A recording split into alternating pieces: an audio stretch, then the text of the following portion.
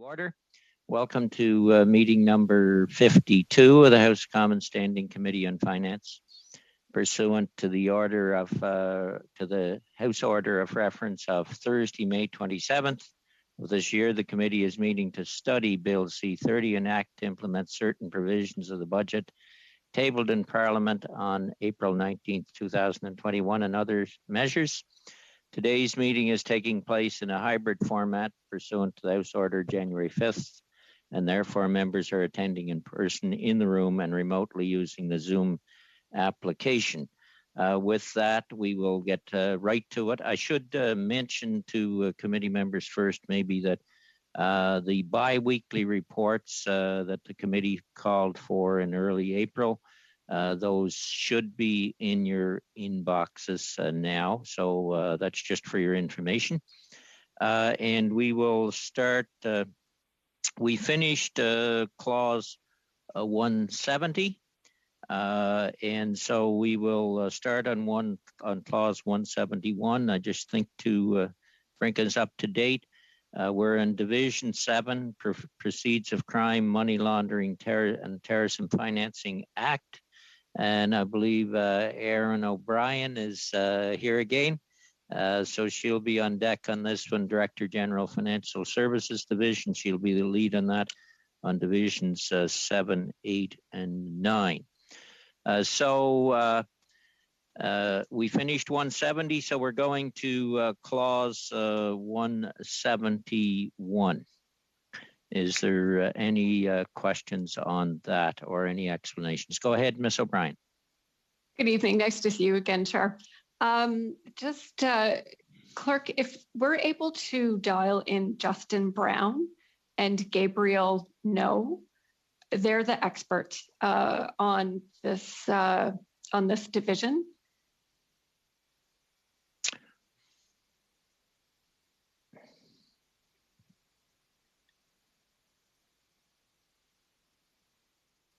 Here's Mr. Brown.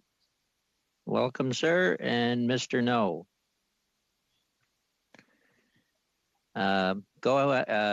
Could you give just a very quick statement on 171? We'll go through all these clauses till we get to Division 8, and then we'll see if there's any ability to move a group of clauses at once. So in 171, an explanation, please. Sure, thank you. Just a reminder that this section, these clauses deal with the government's work to continually strengthen and modernize the anti-money laundering and anti-terrorist financing regime. At the previous testimony, we spoke to earlier clauses that would implement a cost recovery model for Canada's anti-money laundering and anti-terrorist financing regulator and financial intelligence unit, FINTRAC, to recover its costs, its compliance costs from reporting entities. So clause 171 is the regulations making power of the act that would enable the regulations which would detail the cost recovery scheme for FINTRAC's compliance activities. Okay, and I think we're about page 196, somewhere around there in the bill. 196, 187 in that range for anybody who's kind of trying to monitor it on the bill as we go. Mr. Kelly. There are a lot of businesses that are subject to the to FINTRAC compliance. Can you give an example of how cost recovery from industry works and what that looks like, especially regarding small businesses that are required to under the Act, certain small businesses anyway? Sure. The details of this specific model would be largely prescribed in regulation, so I can't say what the exact details of this would be. But FINTRAC, in undertaking its responsibilities to ensure compliance with Canada's anti-money laundering and terrorist financing rules, undertakes certain activities. They monitor compliance, record keeping, different obligations from reporting entities. They do various outreach. And so the idea is that the different types of businesses, and there are over 20,000 different reporting entities under this piece of legislation, from very small to very large, those reporting entities derive a benefit from the products and services that they sell for profit. And so they have a role in paying for the oversight of the risks that are brought by those products and services. So while the details of the regime would be spelled out largely in regulations, we intend to consult with the reporting entities in advance of going through the normal Canada Gazette process to obtain their feedback on the details of the proposed model in advance.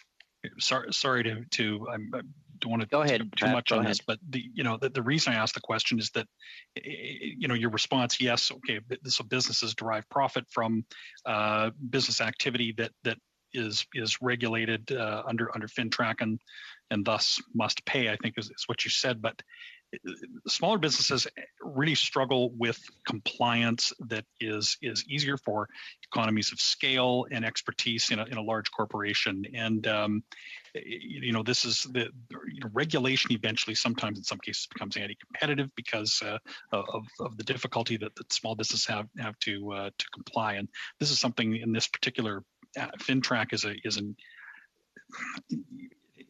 it's been an irritant to many small businesses and just their ability and fear of non-compliance too, and not always having the right expertise to comply. So I raise it as an issue because I wanted to know what the compliance meant, what new fees or costs are being imposed through this, but it sounds like that's not yet determined.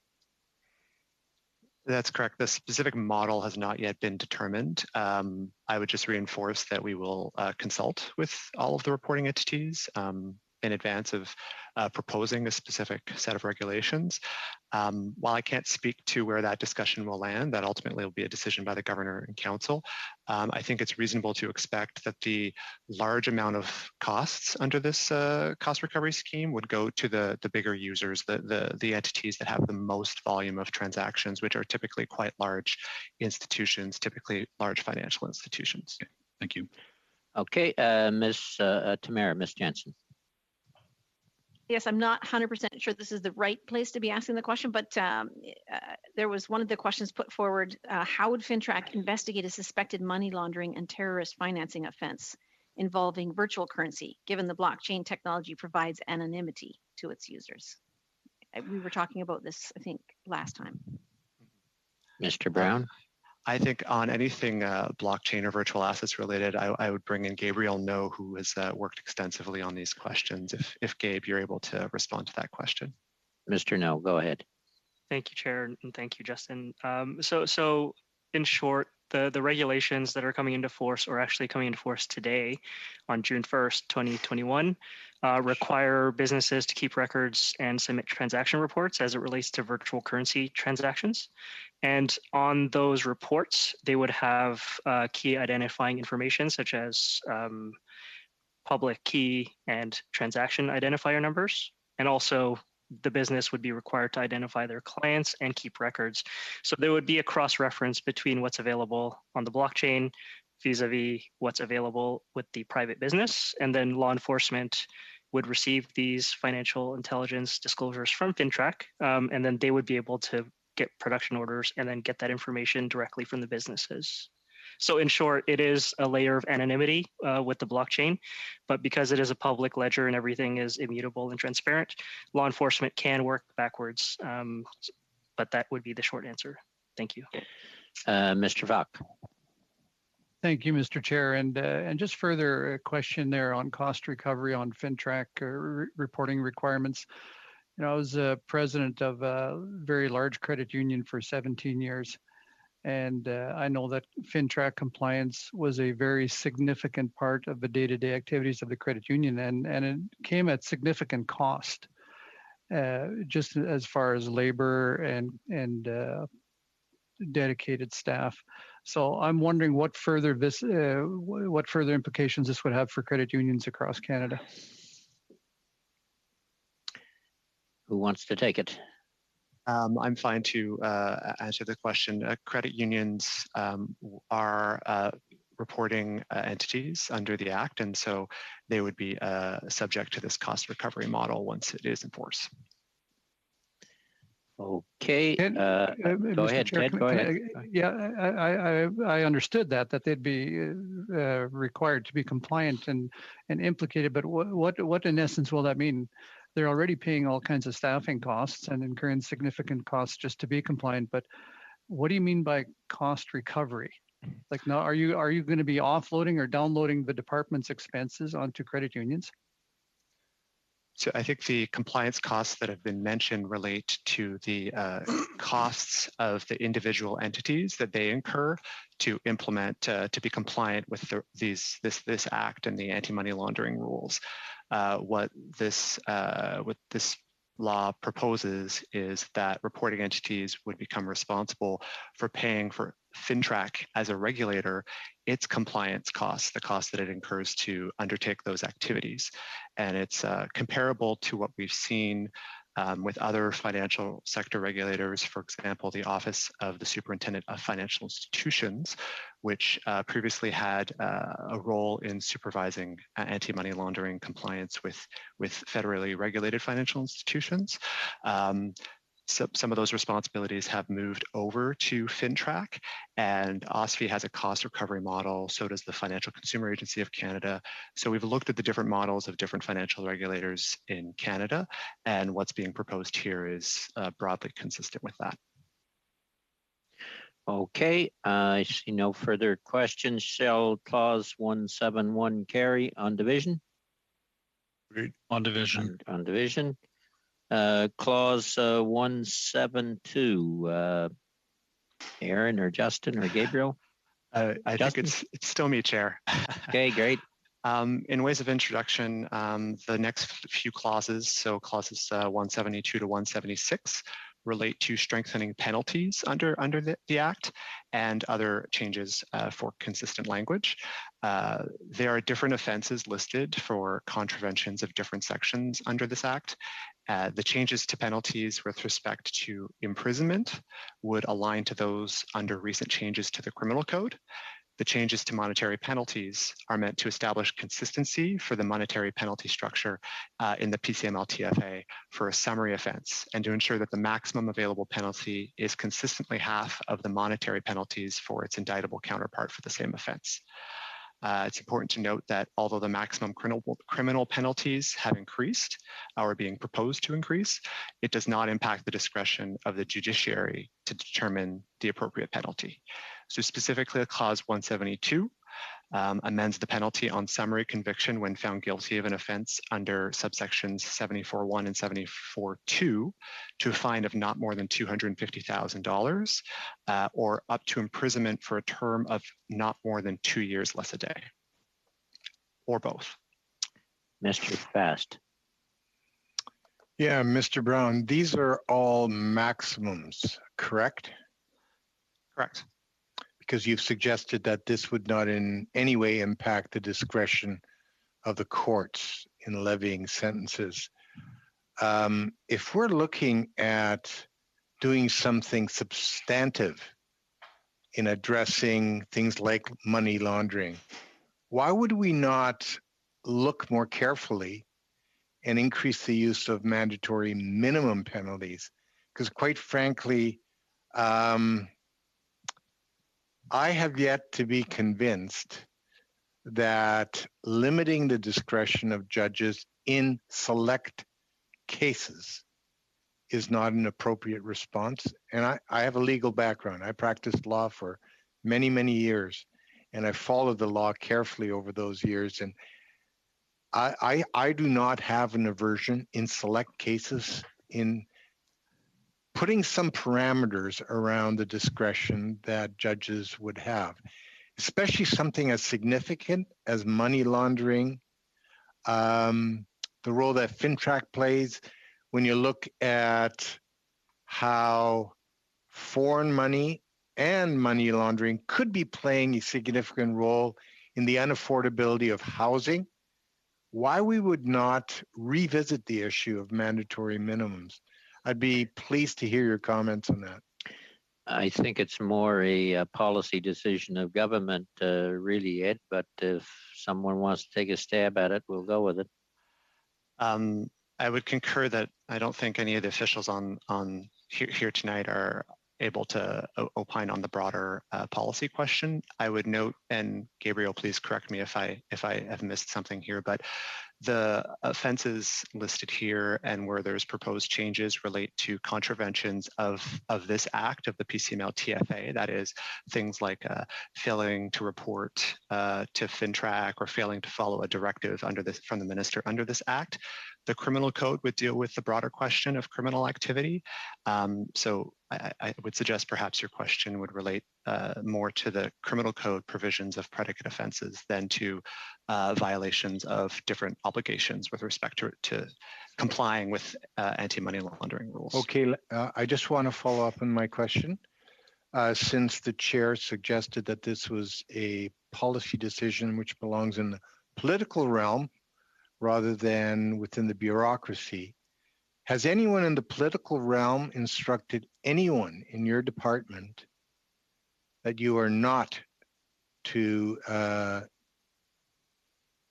implement or craft legislation that would have mandatory minimums? That goes beyond my ability to testify. I apologize. Anybody that's on this call, has there been any direction given, political direction? Their level. It's Miss, who do I have next? Miss Jansen. Just wondering, how does this work with say a financial institution when it comes to imprisonment? Like, who goes to jail, the bank manager or the account manager? How does that work? It would depend on the investigation and what charges were brought against whom, which would lie with law enforcement and the public prosecutions group within Canada. The law as it's written and is not being proposed to be changed is every person or entity. So the scope could cover either an individual or a legal person.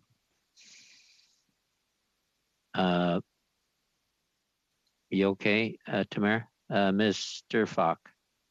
My question was very similar to Ms. Jansen's, but having been sitting around the board table for many years of a credit union, for example, and they're required to be compliant with a very stringent set of FINTRAC requirements.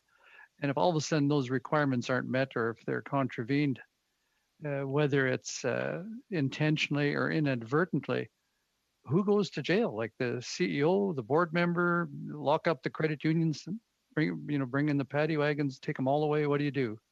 Like, what are you envisioned? I would say just recognizing the limits of my own expertise is I am not here. I'm here as an expert on financial sector policy, not broader criminal law. So I will provide a broad response in the sense that it would be the discretion of FINTRAC to indicate to law enforcement where they think there is a violation or contravention of these provisions.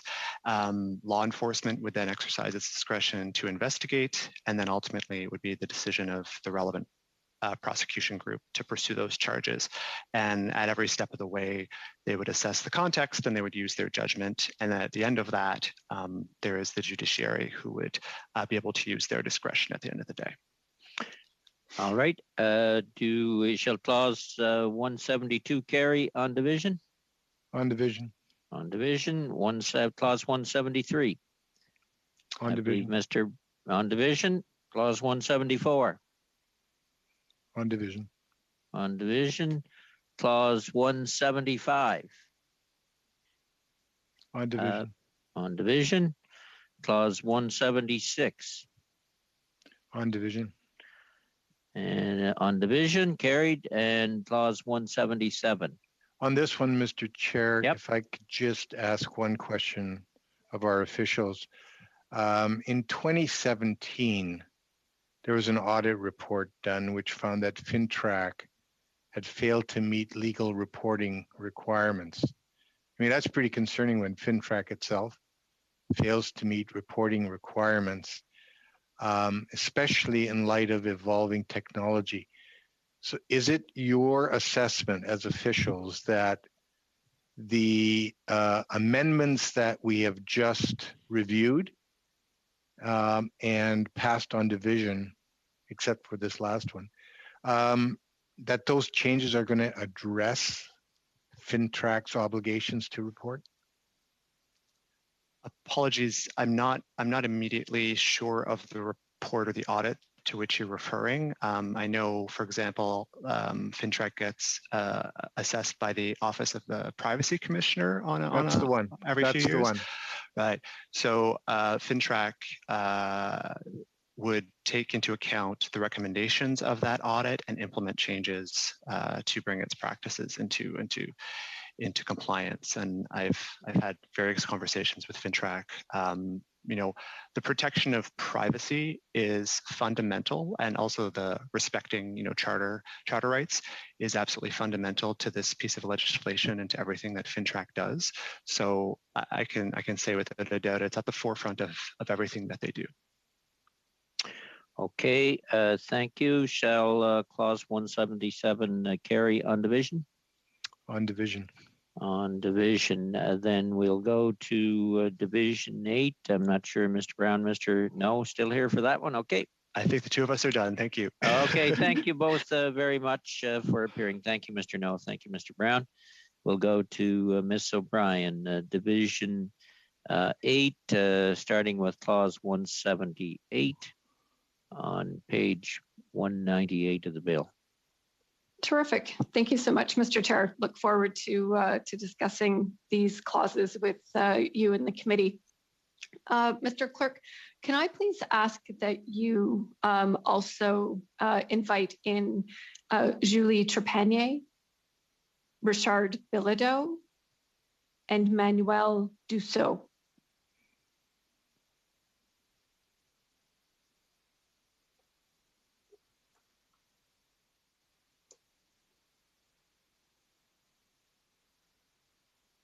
There's Mr. Trepanier.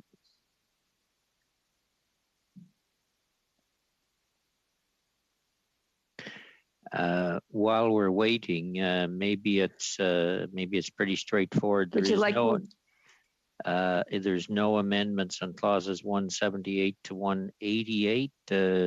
Is there unanimous consent to see them as one clause? No. Okay. Then do we have everyone here? Mr. Chair. Mr. Bilodeau, yeah. Mr. Chair, I just want to be clear. This is not in any way an effort to try to delay this, but now we're dealing with a whole new piece of legislation, the Retail Payment Activities Act, which, by the way, probably the average Canadian can identify with more directly than the previous division that we dealt with, because it's talking about retail payments. And, you know, and things such as, digital wallets, and making sure that how we deal with those is safe. So I think it's reasonable to expect that we would walk step by step through this. Okay, they're not a problem. It takes up a fair slice of the bill as well, as you would know. That's correct. So on clause 178, who's taking the lead on that? Thank you, Mr. Chair. I will, and certainly appreciate the enthusiasm and interest in terms of the Retail Payments Activities Act. I'm Erin O'Brien, the Director General of Financial Services at the Department of Finance. I'm joined by my colleagues, Richard Bilodeau, the Director General of Financial Institutions Division, Julie Trepanier, who's the Senior Director of Payments Policy, and Manuel Dussault, who's the Senior Director of Framework Policy, all within the Financial Sector Policy Branch at the Department. So, as has been noted, Clause 178 would enact the Retail Payments Activities Act. The proposed act implements a new retail payments oversight framework that would promote growth, innovation, and competition in digital payment services, while ensuring that these services are provided on a safer and more secure basis for consumers and businesses. As was noted, the retail payment sector enables millions of Canadians to send and receive money on a daily basis and plays a fundamental role in terms of supporting economic activity.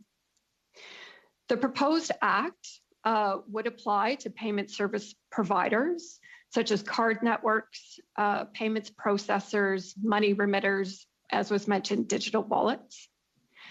The Act would require that these payment service providers safeguard end user funds against losses and mitigate risks associated with operational failure that could disrupt their service. The Bank of Canada would regulate payment service providers' compliance with the framework and maintain a registry of regulated payment service providers. The proposed legislation also includes national security safeguards that are modeled on the framework that applies to federally regulated financial institutions. And these would enable the government to identify and respond to national security related risks. The proposed framework also recognizes that the federal government and provincial and territorial governments have complementary objectives and powers in this area. In particular, I would highlight two key elements. One, the Act and the framework does not apply to either federally or provincially regulated financial institutions, as these institutions are already supervised under a prudential framework. As well, the Act includes a recognition mechanism whereby if a province or territory decides to develop comparable measures, the Bank of Canada could exempt a payment service provider from elements of this framework. Maybe just in conclusion, the proposed legislation, while it sets out the main elements of the framework, regulations and guidance will be required before it can be brought into force. So that provides a high-level summary, I think, of the key elements of the framework that are described in Clause 178. Okay. We'll go with Mr. St. Marie, Mr. Fast, Ms. Jensen, Mr. St. Marie. Oui, merci, Monsieur. Yes, thank you, Mr. Chairman. Hello, everyone. Thank you, Ms. O'Brien, for your presentation just now. I have a couple of questions, if I may. There seems to be an asymmetric protection in this bill between transactions that are made by financial technology businesses or companies and federally and at a federal level, the banks. Now, the minister seemed to confirm that by regulation, she intended to have that asymmetry done away with. Is that being achieved in your point of view? And why proceed by way of regulation rather than including those specifications in the bill? I will have other questions afterwards. Ms. O'Brien. Yeah, thank you so much for that question. So currently what is outlined in the Act is it provides for two primary protections. So one, as I mentioned, a safeguard of consumer funds. So in essence, what the Act requires is that payment service providers cannot commingle the funds, their corporate operating funds, with funds that clients hold on account. So in that way, that will provide broadly greater protections for users of the system. The second requirement will be in terms of managing operational risk. So, for instance, ensuring that payment service providers structure their offerings in such a way, for instance, that there's reliance against cybersecurity risks and whatnot. So they're operating their systems in a safe way. In this way, the Act will make the provision of retail payment services safer for consumers and for business users. It does not include requirements around market conduct. So for instance, liability, disclosure, those types of consumer protections. That is envisioned as a future element of the framework. Given the complementary jurisdiction between the federal government and provincial and territorial governments, the intention is that we would collaborate in terms of the development of what those protections will be. It is unclear at the moment the nature of those protections. So for instance, would they be regulations or some other, would we use some other tool? So those are all to be determined. And as I said, would be done in close collaboration with not only provinces and territories, but stakeholders more broadly. Mr. St. Marie? Oui. Thank you. Well, thank you for those answers. I get the sense that the bill is still not complete, given that there is still a lot to be done, whether it be by way of regulation or another piece of legislation. Next question. As the bill is currently drafted, will it enable the final users with the guarantee that they have a fintech transaction where they are not liable for an unauthorized use of an electronic funds transfer? Thank you, and I will have two more questions after that. Thank you.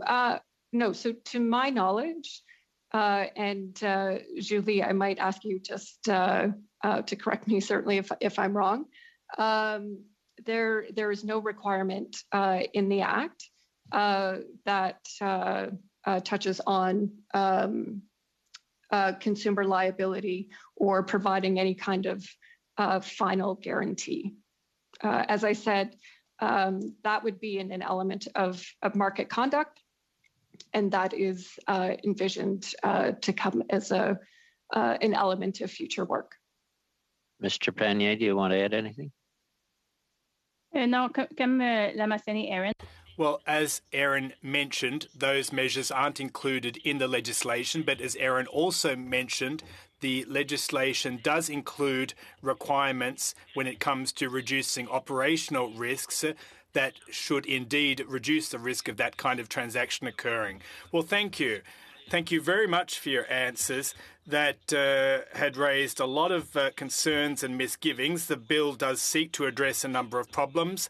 There is an enhanced level of protection, but it's my understanding that we still have a lot to do to provide guarantees when it comes to adequate protection.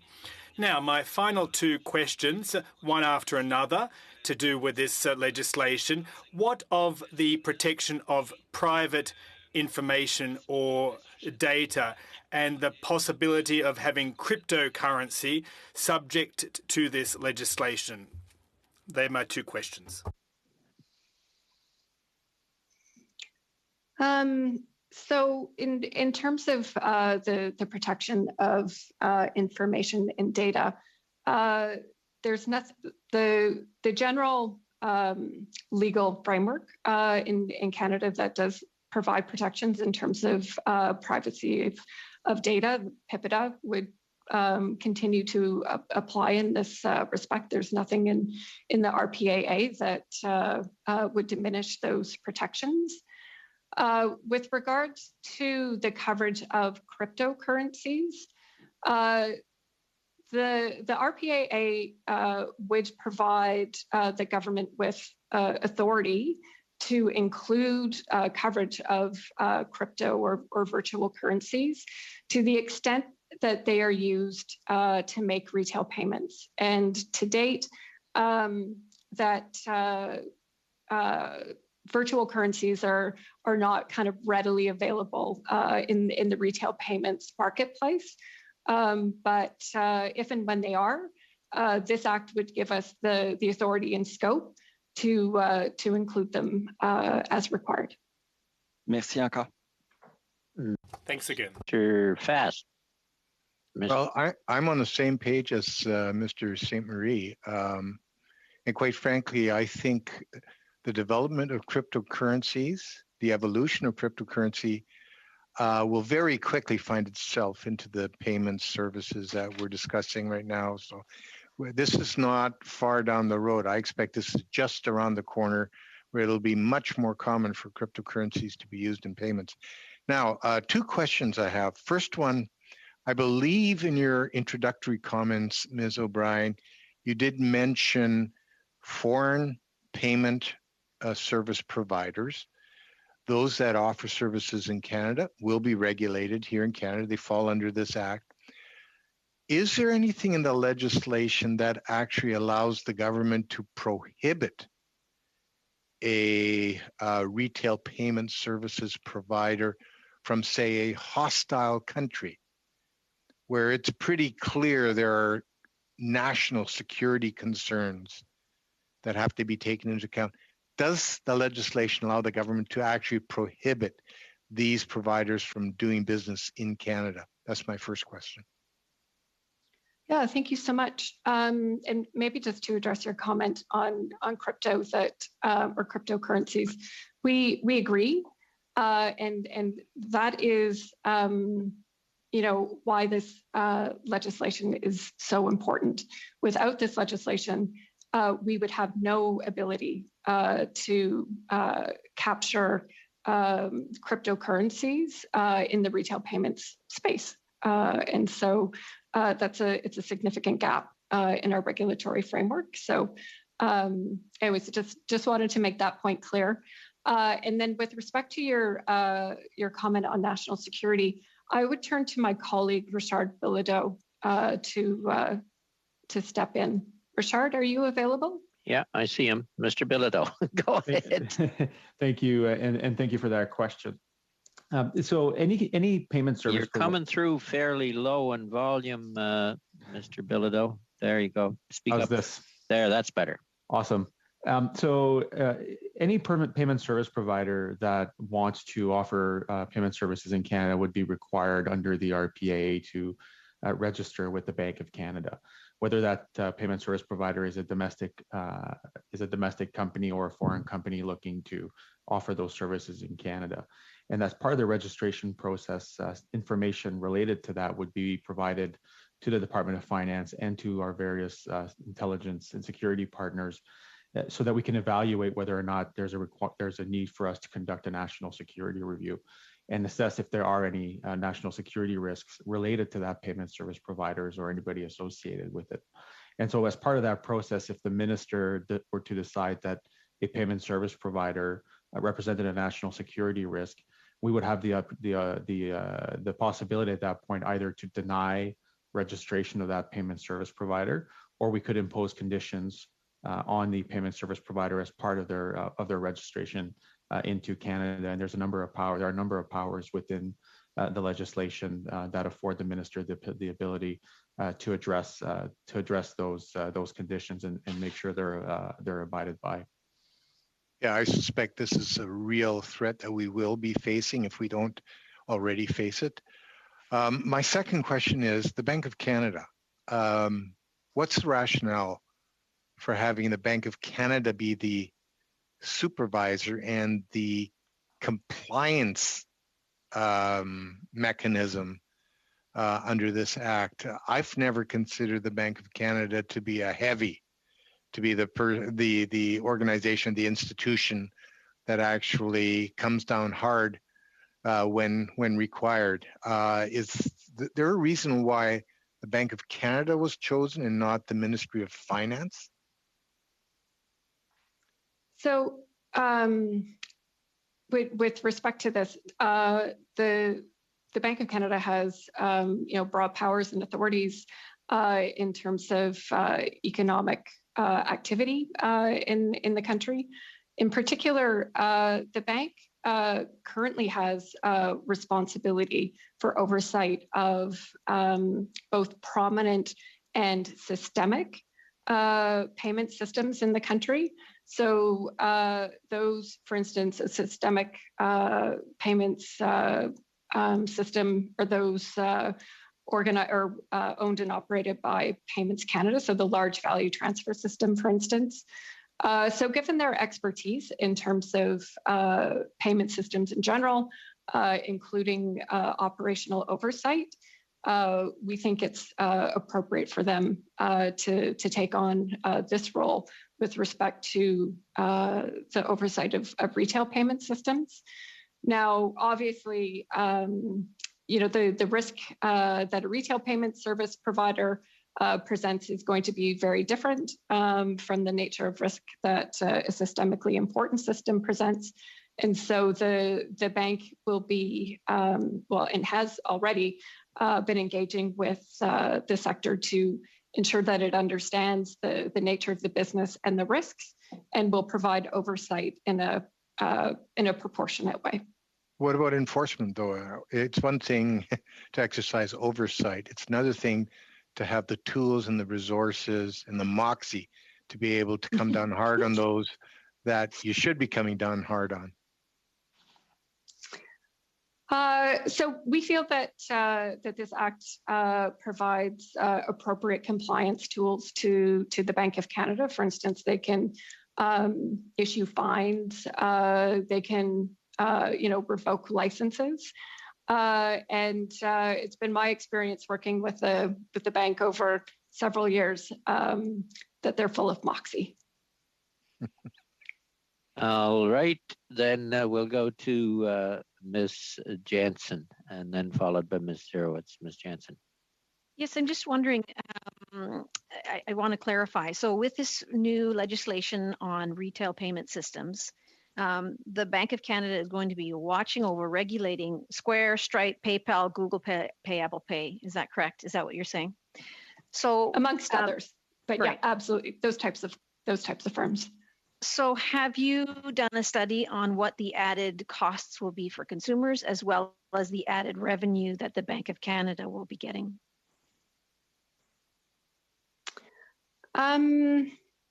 So in terms of costs, there absolutely there is a cost associated with the implementation of the framework.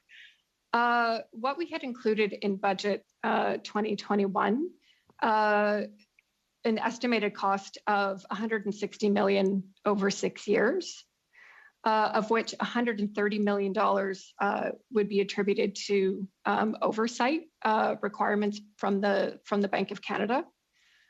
Of the $130 million, we're estimating that approximately $71 million in costs would be recovered from the sector.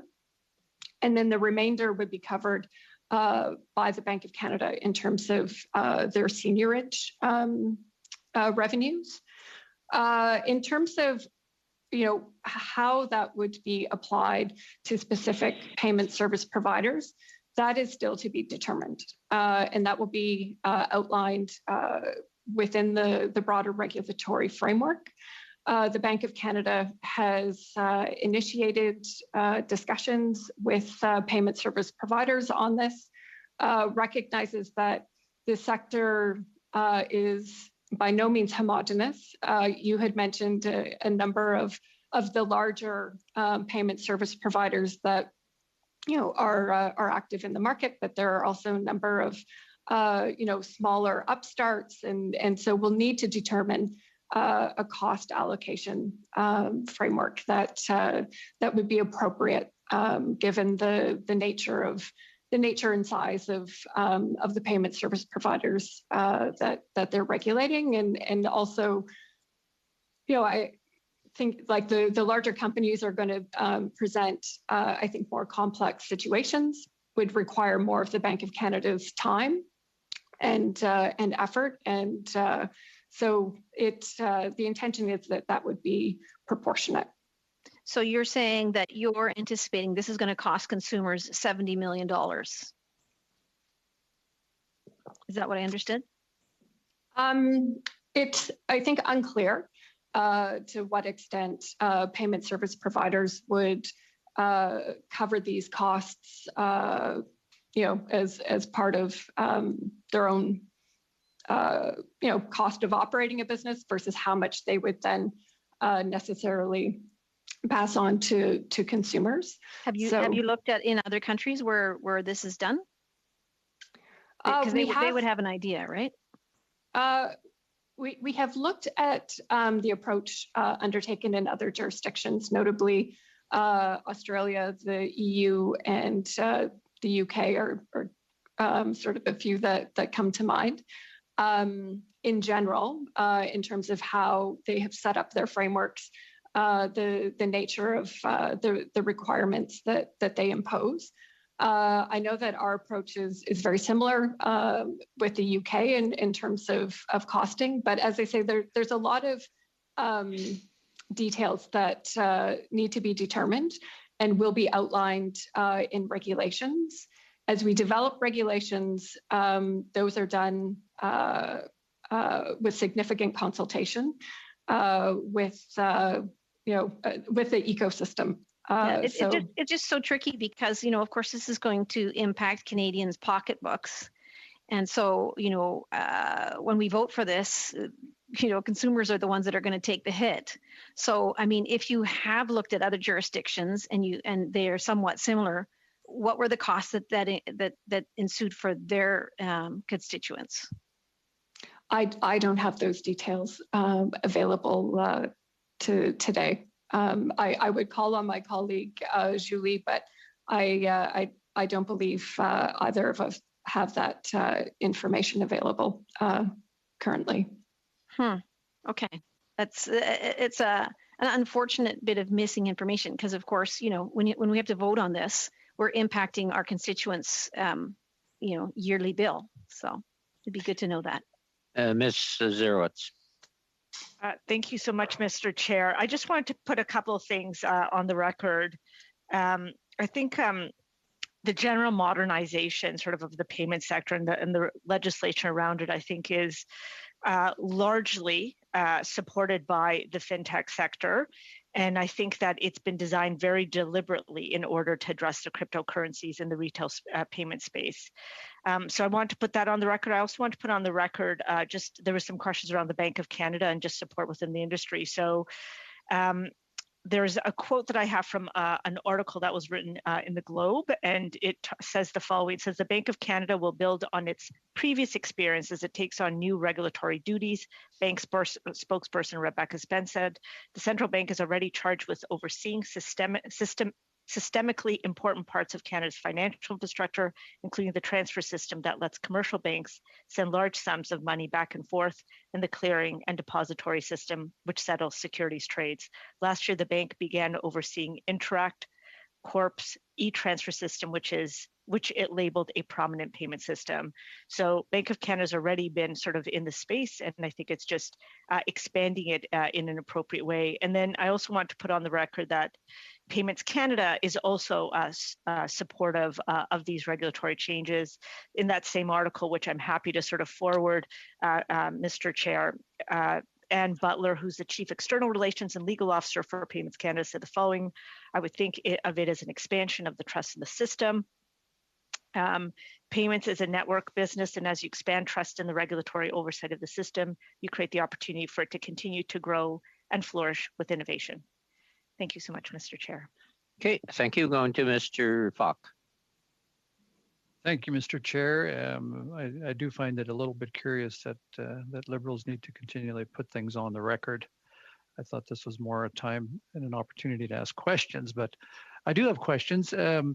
Is the Bank of Canada the current regulatory body that oversees the Payment Clearing and Settlement Act?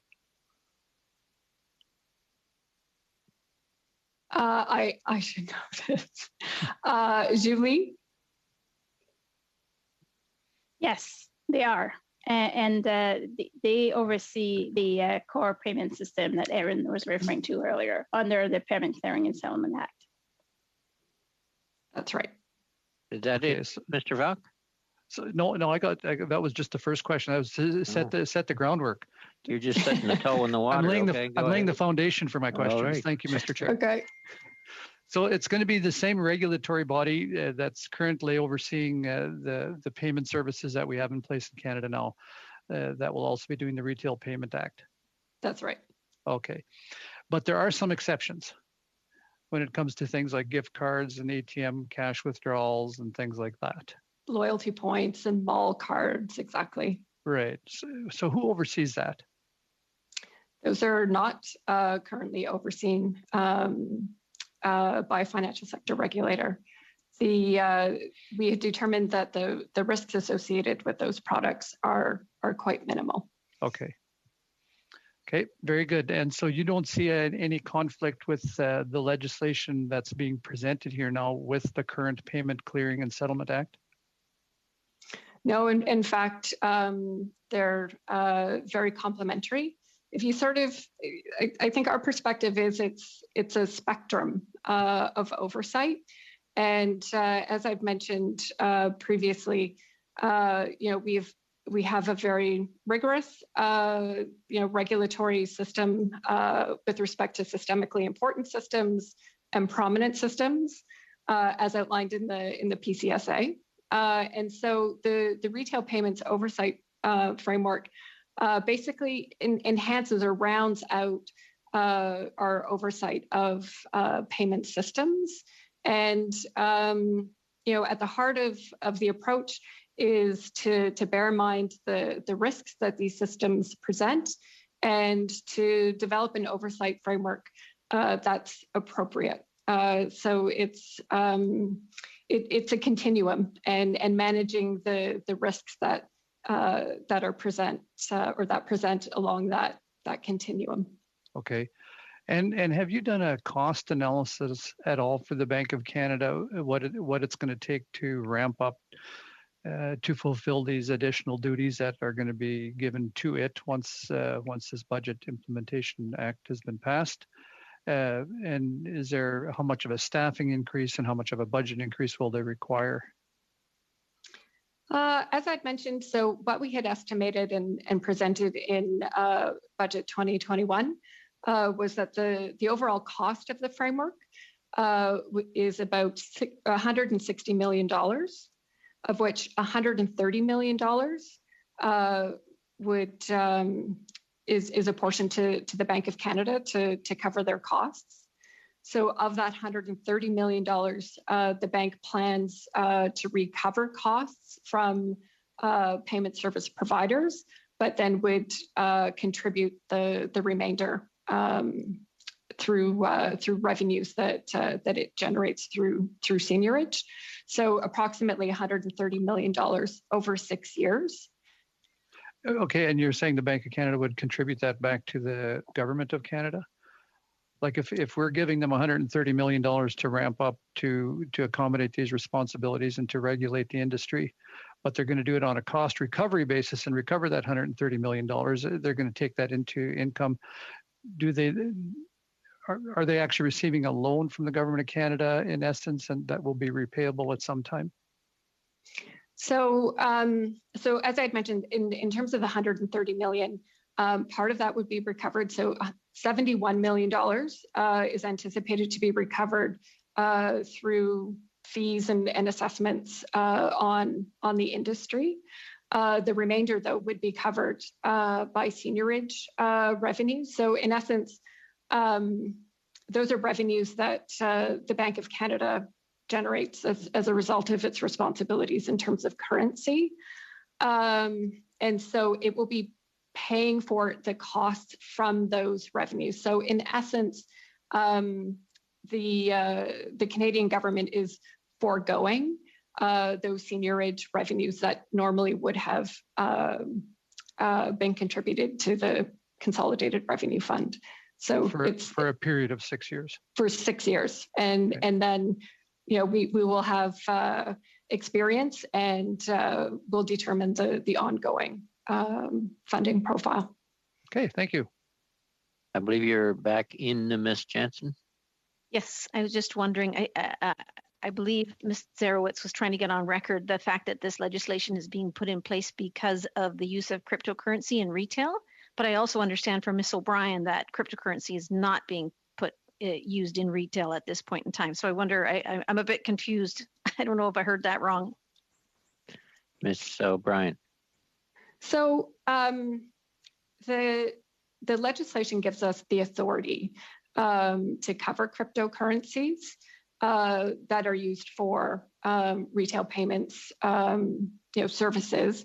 Just at the moment, they're not readily available in the retail space.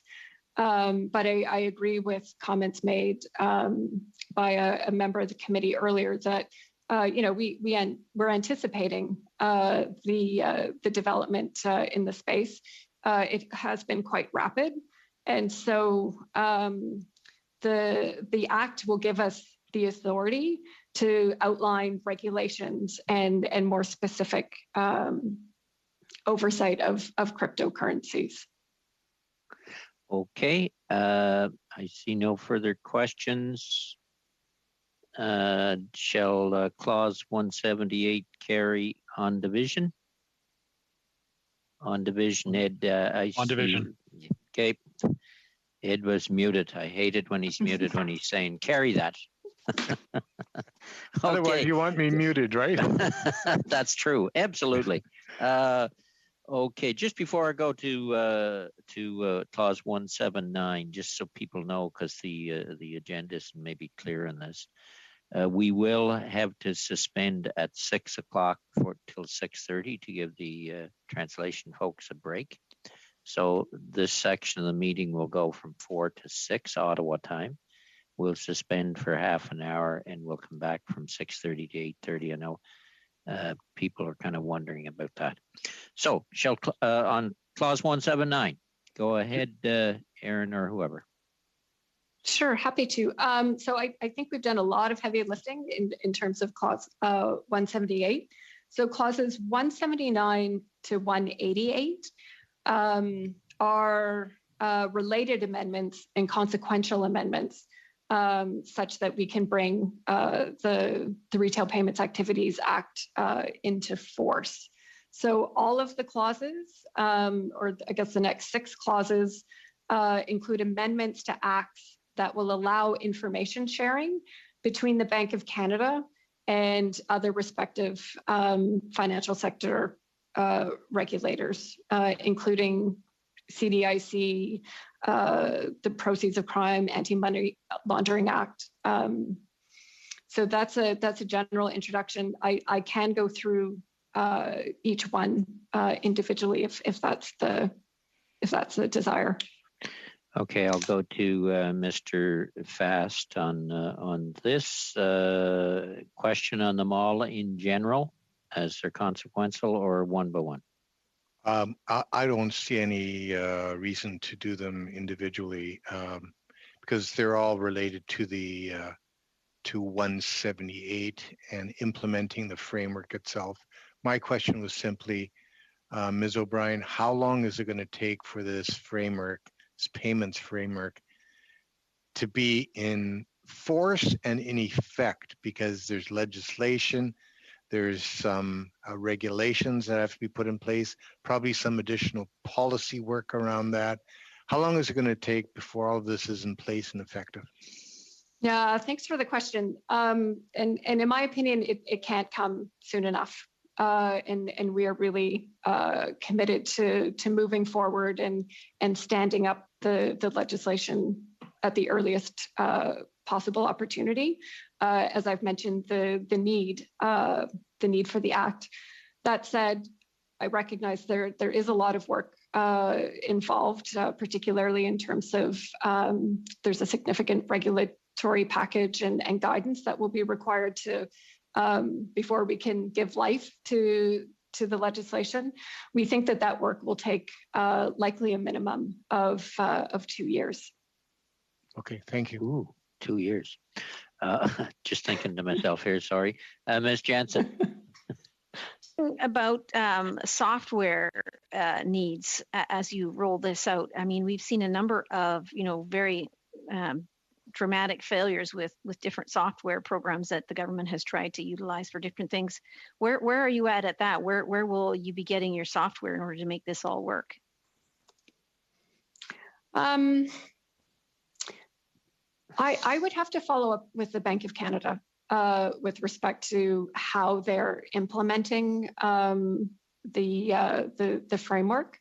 So with respect to that, I don't have that information available. I believe that they are contracting with suppliers. Very conscious, as you can imagine, the Bank of Canada being very conscious about managing risk and are managing this project appropriately. I could turn, though, to my colleague Richard Bilodeau, just on the national security elements and how we're managing that. Richard, do you have any additional details? Bilodeau, or any of you for that matter, if you want to come in on a point, just raise your hand and I'll see you. Mr. Bilodeau. Yes, thank you for that question. So I would say that we're working closely with the Bank of Canada, especially when it comes to national security and to make sure that we can get information securely from them so that we can conduct our national security reviews on prospective registrants. I would say just generally, the bank has a lot of experience with systems and complicated systems, and as Aaron pointed out, have a significant vested interest in making sure that it works properly, and we've developed the proper relationships with them and with our partners to make sure that the system works and is reliable so that we can fulfill our obligations efficiently. Is it the Bank of Canada that uses the Phoenix Pay system? I do not know the answer to that question. Okay. Mr. Kelly. Partially, you've gotten into where my question was going, was just how much of that 2-year estimate is that the Bank of Canada's estimate from their end of it? Is that a pretty firm estimate at 2 years, or does the Bank of Canada really have to start from scratch in estimating this? And part of why I asked that is Ms. Jansen raised the issue of fairly systemic across different lines of government, through different governments. This is not a partisan shot or observation. It's a fact that procurement of large systems has been something that governments of Canada have struggled with, and so I wonder how firm that 2-year estimate would be, and whether that's just a departmental estimate or that is the Bank of Canada's estimate. Yeah, thank you so much. So we work very closely with the bank in terms of these elements, and I would say it's a joint estimate. We have project planning maps and Gantt charts and all of that underway. So we feel relatively confident in terms of this time horizon. There is a significant amount of work involved in terms of both developing the regulations and setting up the operational oversight framework.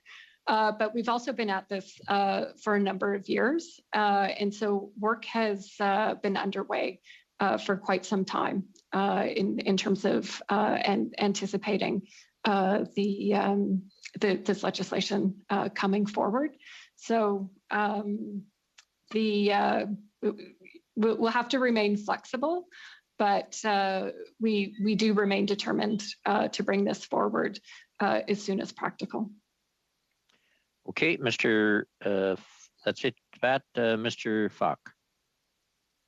Thank you, Mr. Chair. This may come up in a section coming up yet, but can you talk, Ms. O'Brien, a little bit about the relationship between the Centre and the Bank of Canada? How exactly they'll operate? Are they operating at arm's length or non-arm's length? I know there's a relationship there. I'm not quite clear as to what that will look like and how it will flesh itself out.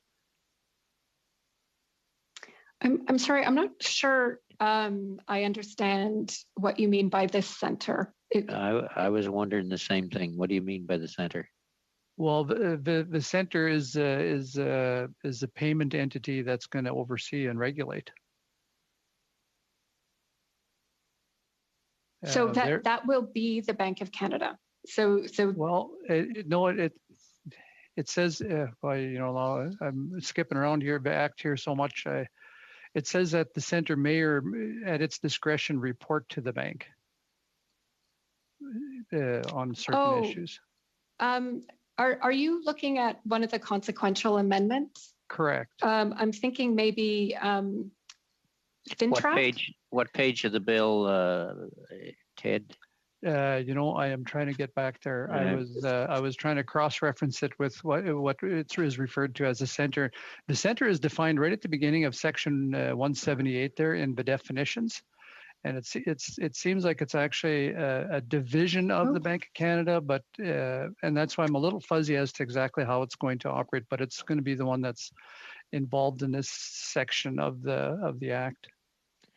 On page 242, it talks about the center shall notify the Bank of Canada as soon as feasible if a finding of guilt, et cetera, et cetera. So, Referred to. Yeah. So the center means the Financial Transactions and Reports Analysis Center of Canada. So when you look in the list of definitions, yes, and then that does come up in terms of the consequential amendments that to which we were discussing. Just in terms of ensuring that there is information sharing between the two organizations. Payment service providers. Yeah, and that's my question, Ms. O'Brien. They are two separate organizations, but it seems as though the center is going to be the entity that actually does the work, and the Bank of Canada is going to be overseeing the center. Or I'd just like to have a little bit better idea what that relationship is going to look like. Yeah, absolutely. Thanks. It's a great question. Payment service providers, many of them will be subject to both the Proceeds of Crime and Anti-Money Laundering and Terrorist Financing PCML TFA Act, as well as the Retail Payments Act. And so what clauses 181 to 183 do is they require the Financial Transactions and Reports Analysis Center of Canada to provide the Bank of Canada with information on convictions and violations under that act as part of the registration requirements under the Retail Payments Activities Act.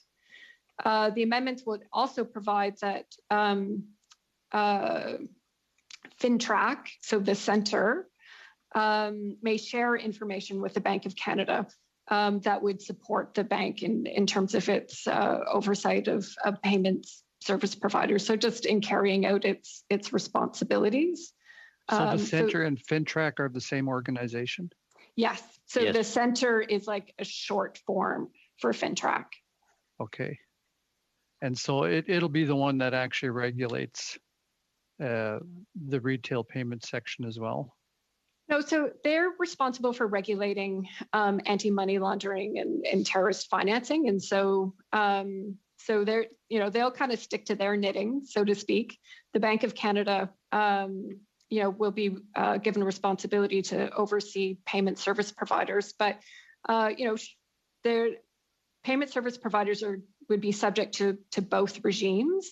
And should a payment service provider, have violated the PCML TFA, then FinTrack would provide that information to the Bank of Canada. So the bank would have, I think, just more complete information on the conduct of a particular service provider.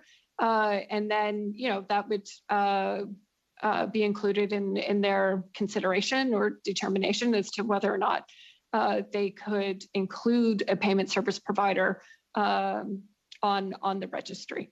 Okay. Thank you. All right. And we'll go to Ms. Jansen. I'm wondering if I missed the answer or maybe it wasn't given. How many new employees will this require, this new program?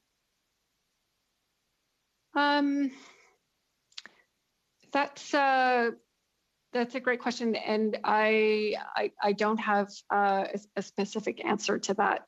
I would need to follow up with the Bank of Canada. We are anticipating hiring a few analysts at the Department of Finance to help us stand up the national security requirements. And we're partnering with other security and intelligence agencies. But I don't have a specific number of employees necessarily. Of that number that you gave us for expected costs of the 161 million or 160 million, did that include the cost of the new employees you're going to require? That's all in. So would be operational employees. That's everything we're anticipating over the next 6 years. So you must have the numbers then somewhere. If you know the number, if you know the final dollar, you must know the number of employees somewhere, right? Is that correct? We must have some estimates. Okay. Yeah, it'd be great to hear that. Thank you. All right. I see no further questions. I think we're in agreement to see these clauses 179 to 188 and look at them as a group. So shall clauses 179 to 188 carry on division? On division. Okay, thank you. Then thank you to the witnesses who came forward for this Retail Payment Activities Act. Folks, thank you very much for coming. We'll turn now to Division 9, Pension Benefits Standards Act 1985. And I believe you're still the lead on this one, Ms. O'Brien. You're not getting rid of me yet. Good. No, so in fact, I'd actually just like to direct you to my colleagues, Kathy Rye and Neil McKinnon, who are experts in this area.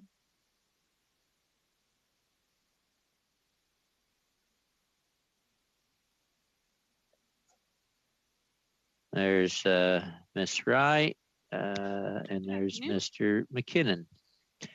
Okay, so we'll start with clause 189. Does anybody have a little overview on clause 189? Yes, Chair, I will provide that. I'll actually provide an overview for clauses 189 to 192, and then I can go through them each individually. But what this division does, or this division does, is it Budget 2021 proposed the establishment of a revised federal framework for multi-employer negotiated contribution pension plans that strengthens plan governance, transparency, and sustainability of benefits. Negotiated contribution plans are a type of defined benefit plan with multi-employers that are also a bit unique in that contributions are fixed by an agreement. And so employers are only required to contribute the amount set out in the agreement. So clauses 189 to 192 cover the legislative amendments required to establish this revised framework. So with respect to clause 189, it amends the Pension Benefit Standards Act to set out new requirements for negotiated contribution plans to have both governance and funding policies, as well as other requirements related to those policies, such as a transition period for existing negotiated contribution plans to set up a governance and funding policy, as well as regulatory making authority with respect to the content of funding and governance policies. Okay, I will hold you on that one, and we'll see if there's any questions on clause 189 first. And for the benefit of committee in the bill, we're on page 245 and 246. Mr. Fast. Yes, just a couple of questions. Firstly, if you could just define for me the distinction between defined contribution plans, defined benefit plans, and negotiated contribution plans. There seems to be a conflation of those, but it's probably just because I don't understand the clearest distinction between those. Certainly, thank you for a question. It's a very good question. Pension terms can tend to be a little confusing, and every jurisdiction tends to call things something slightly different. So I'll start. Defined contribution plans, simply put, they're kind of like group RSPs, except for they're registered pension plans. Employees and employers both put money into the plan, and at retirement, you get your lump sum, which is your contributions plus investment income. And that's what you have, you manage that lump sum for your retirement. Defined benefit plans are similar to the public service plan. Employer and employees put their contributions in, and at the end, when you hit retirement, instead there is a formula which calculates based on all the plan text, this is the amount that you're going to receive monthly for the rest of your life. So negotiated contribution plans are a type of defined benefit plan. And so what's unique about them is contributions are set out by an agreement with a normal, or say the everyday defined benefit plan. If there's a plan deficit, there's not enough money in the plan to meet, to pay out all the benefits, then the employer puts more money in. With negotiated contribution plans, it's kind of how the name said, the contributions are negotiated, they're fixed, so no more money goes into the plan. And so in order to kind of meet funding requirements set out in legislation, these plans typically would adjust their benefits. So benefits could be reduced in order to meet a plan deficit. So the amendments that are contained in this Division 9 are addressing the solvency of the pension plans themselves, correct? Not quite. So funding requirements, changes to funding requirements are also part of this revised framework, but all those changes will be done via regulatory amendment. Sorry, you broke up there. I think we lost Kathleen. Because I do want to get an answer to this. Yeah, but I see Neil chewing at the bit. Maybe he can take over while we're trying to get Kathleen back. Go ahead. Just to finish Kathy's sentence, the funding requirements will be done through regulations. There already exists legislative authorities to do that. Okay, so solvency is going to be assured through regulation. Is that what you're saying, Neil? The regulations already contain a solvency funding requirement. As part of the framework that we proposed, the legislative requirements are simply adding governance and funding policy requirements for these plans. And the framework would also remove solvency funding for these plans. Okay. There is another risk to these pension plans, correct? And that's the solvency of the employer themselves. Is that not? Not in the same way for the typical defined benefit pension plan that you think of, where there's the employer is liable for the funding requirements and puts new funds into the plan. For these plans, if there is ever a funding deficit, the fixed contributions mean that no new funds go into the plan. The only alternative for the plans are to reduce benefits. So the intent here is the removal of the solvency funding requirements for these plans is to prevent those reduction in benefits that typically occur upon solving solvency deficiencies. Okay, that's very helpful. Thank you. Mr. Kelly next, and then Mr. Fox. I think the last part of that just captured the part I was a little confused about. But so the key difference really is that in a question of the fund's solvency, that is addressed before the employer's solvency would ever come into question. It's simply that the funding of the plan is not connected to the solvency of the employer. The contributions for employees and employers are fixed, and regardless of the funding of the plan itself, those contributions do not change. So it doesn't really resemble a defined benefit plan at all, in that the benefit is going to be only very, if for any reason, not even the solvency of the employer, but merely the management of the fund were unable to pay out what would otherwise be a defined benefit, the benefit shall not be defined. It will shrink because the employer is not required and will not make up a deficiency, or not be compelled to make up a deficiency.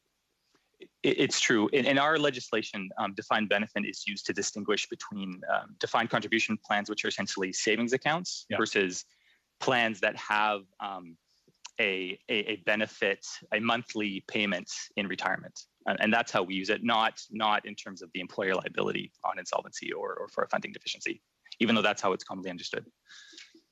Okay, thank you. Okay, Mr. Falk. All right, very good. Thanks, Mr. Chair.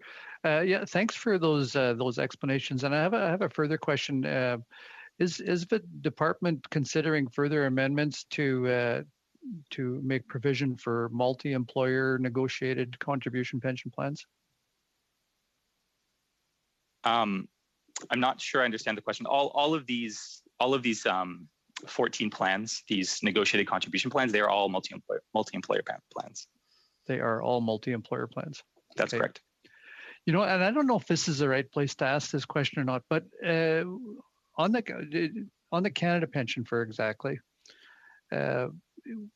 folks that have multiple T4s from multiple employers, and if they're all getting deducted their CPP contributions, when they file their tax return, they get their over contributions back based on the maximum.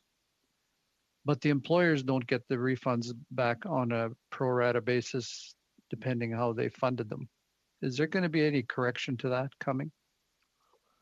I don't know. I see Kathleen is back. Welcome back, Kathleen. If you want to take a stab at that, you don't have to. It's not in the bill. No, I think I can give maybe just a brief, and sorry about that. I had an internet issue, but I believe you had asked this question during the previous meeting where we were studying these amendments. And You've got a good memory.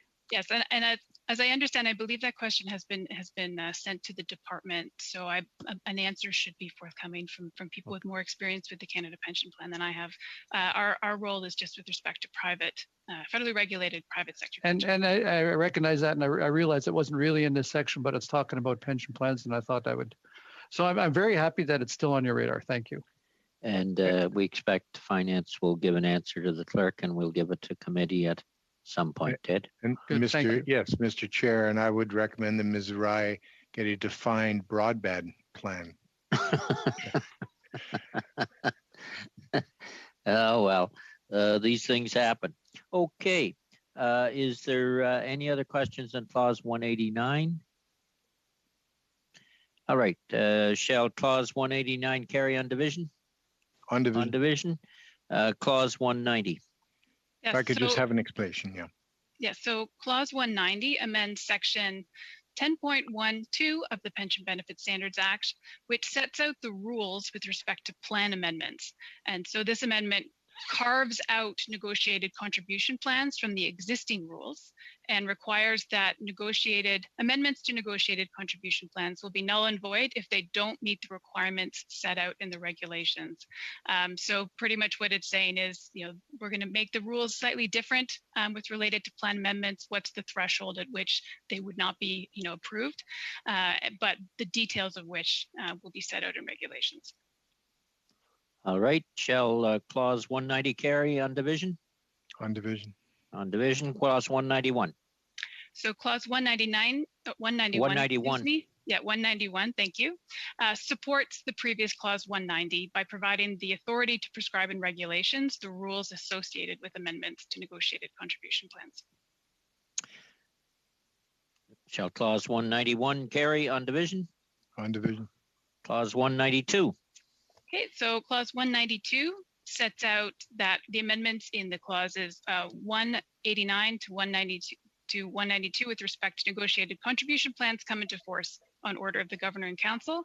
And this is because regulatory amendments are also required. And so in this way, we'll make sure that the legislative and regulatory amendments come into force on the same date. Shall clause 192 carry on division? On division.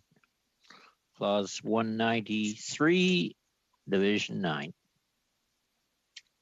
I believe that is division 10. That is division 10. I believe we're done of division 9. Thank you, Ms. O'Brien, Ms. Rai, and Mr. McKinnon. I think that finishes. Thank you so much, Chair. Good. Thank you all. Take care. Take care. You're done for now, anyway. Thank you. Get this thing done in less than 2 years, though. Thank you. I'll do my best. Okay.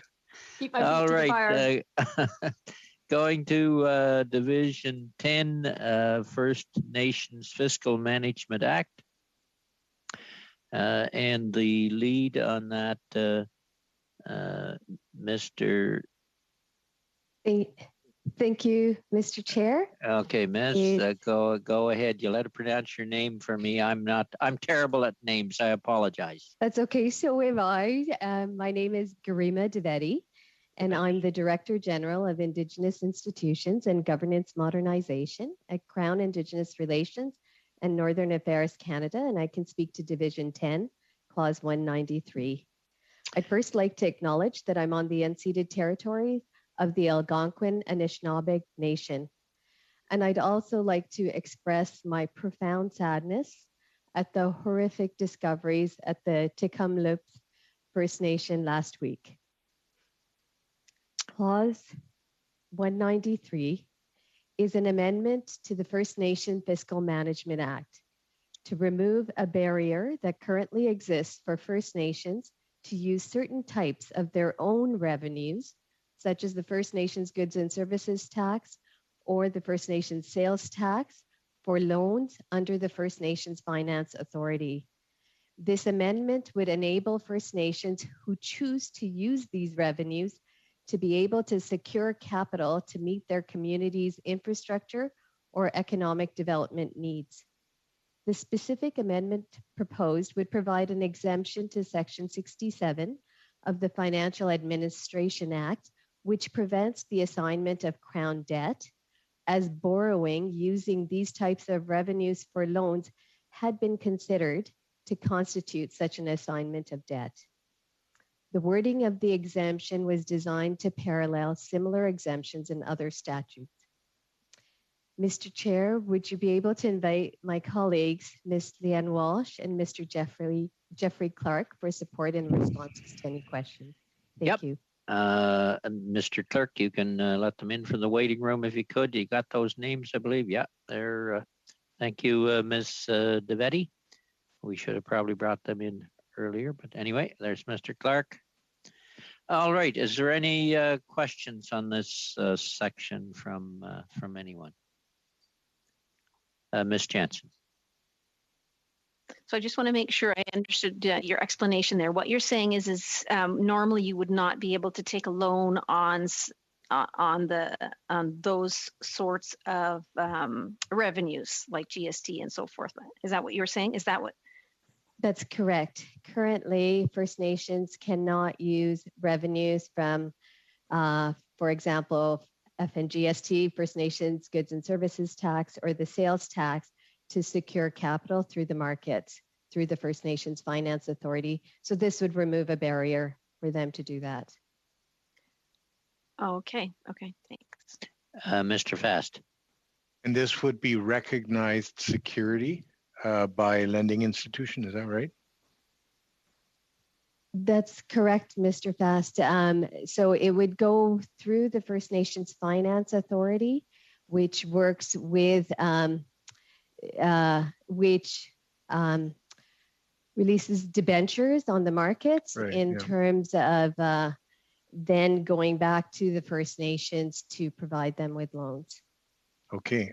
Has your department done any modeling on how this additional financing tool could positively impact First Nations welfare and, say, prosperity? Thank you for that question. In terms of this specific amendment, while there hasn't been specific modeling related to it, what we do know is the revenues that First Nations can currently use to secure capital on the markets, they have been able to secure upwards of almost now 1.5 billion for their community's economic development and infrastructure needs. And how much would this free up in terms of additional working capital? Thank you for that question, Mr. Fast. I don't have the specific answer to your question. It would depend on individual First Nations and whether they choose to use these revenues to secure loans. I'm not sure if my colleague Leanne Walsh would like to add anything. Go ahead, Ms. Walsh. Thanks, Grima. These revenues are around $17 million of available revenues that those First Nations, if they choose to use it, can use to secure loans. Great, thank you. Mr. Falk. Thank you, Mr. Chair, and thank you for that explanation, Ms. Dvovetti. One further question, or a couple questions maybe. So this would just be in a situation where there's cash flow lending. It's still not, this makes no changes to asset lending?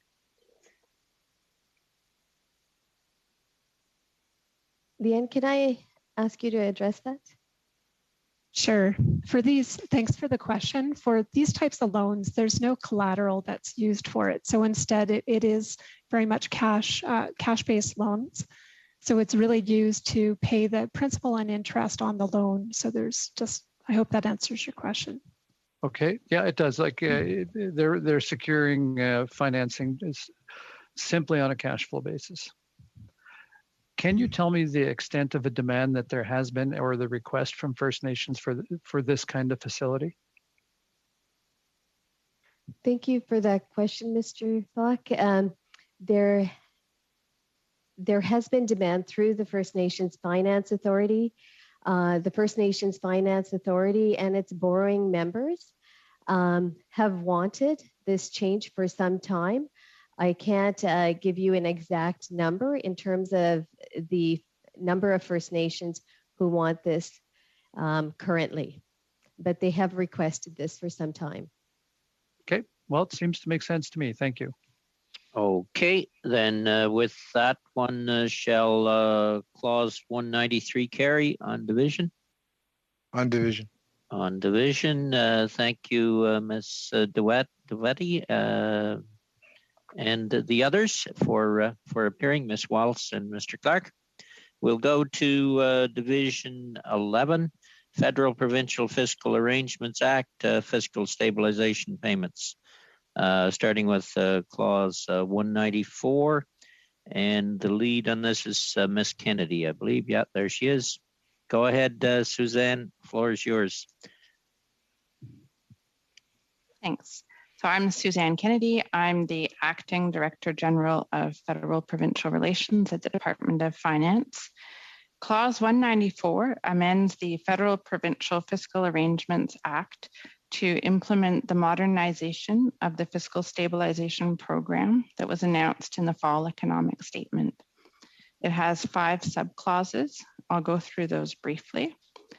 The first 2 would eliminate an inconsistency in the program's treatment of declines between 0 and 5% in resource and non-resource revenues. The third subclause amends the Act to include revenues from equalized tax point transfers as revenues eligible for fiscal stabilization. The fourth subclause amends the Act to measure a province's personal and corporate income tax revenues based on taxes payable resulting from assessments or reassessments completed in the calendar year following the fiscal year for which a claim is made, rather than on the basis of the tax year to which the assessments apply. This change would help enable claims to be finalized 11 months earlier. The fifth subclause moves up the deadline for application to the program by a province by 6 months.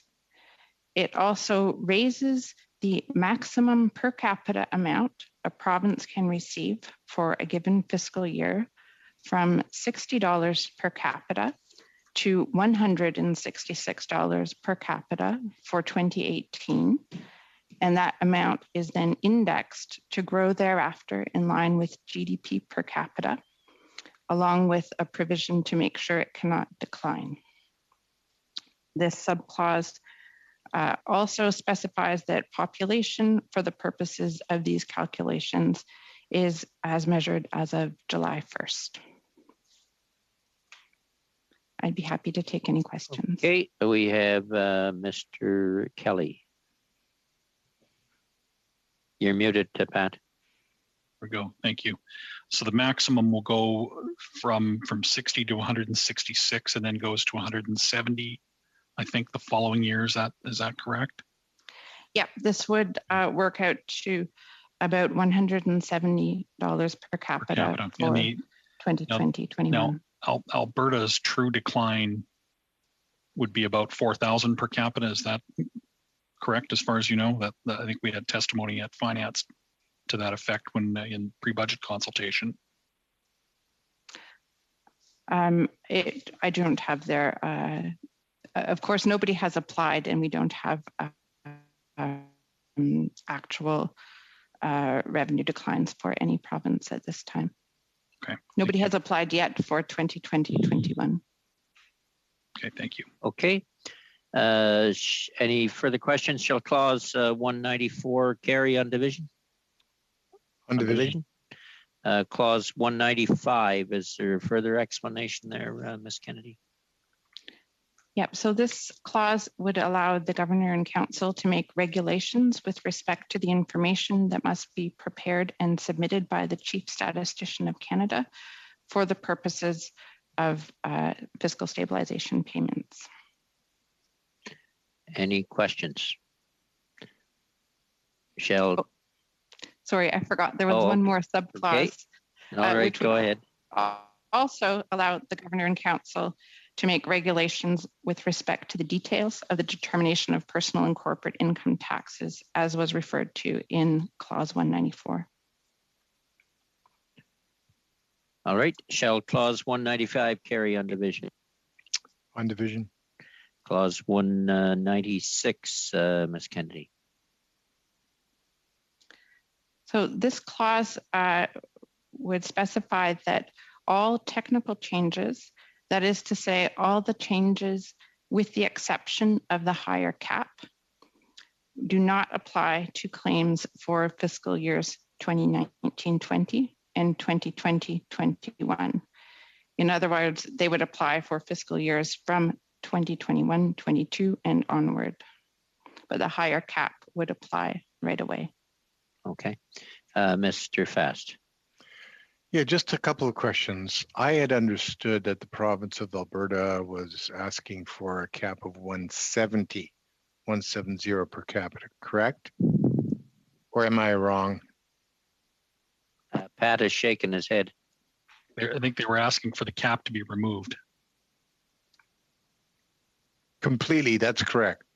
But I understood that as a fallback. They did want to have it removed, but as a fallback, they were talking about a cap of 170, were they not?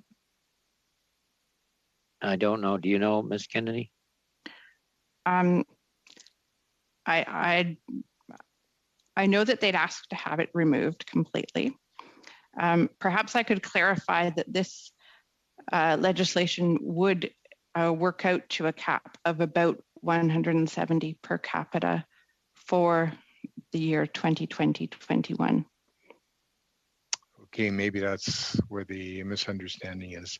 The other question is, if you could just explain a little bit more in detail what those technical changes entail that will be applied from the year 2021-22.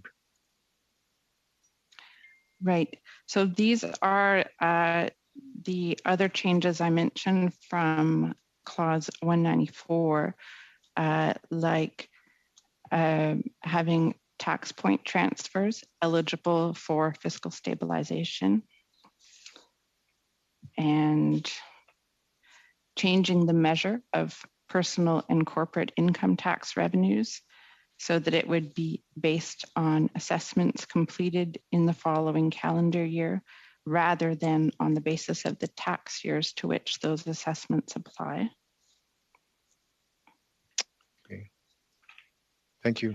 Okay, thank you. Shall clause 196 carry on division? On division. On division. Okay, turning to Division 12, Federal Provincial Fiscal Arrangements Act, additional health payments, and you're remaining with us, Ms. Kennedy.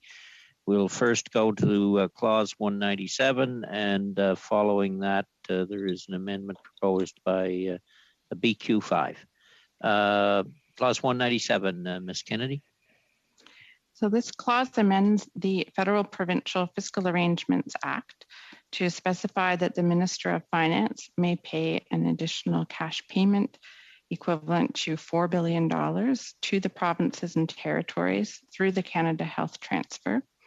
It would be allocated on an equal per capita basis, and the clause sets out the exact amount for every province and territory. Okay, and they're in page 250 and 251 of the bill. Those payments that are set out there for anybody who wants to turn to the bill. Any questions in clause 197? Seeing none, shall clause 197 carry on division? On division. On division. Okay, then turning to proposed amendment for a new clause 197.1.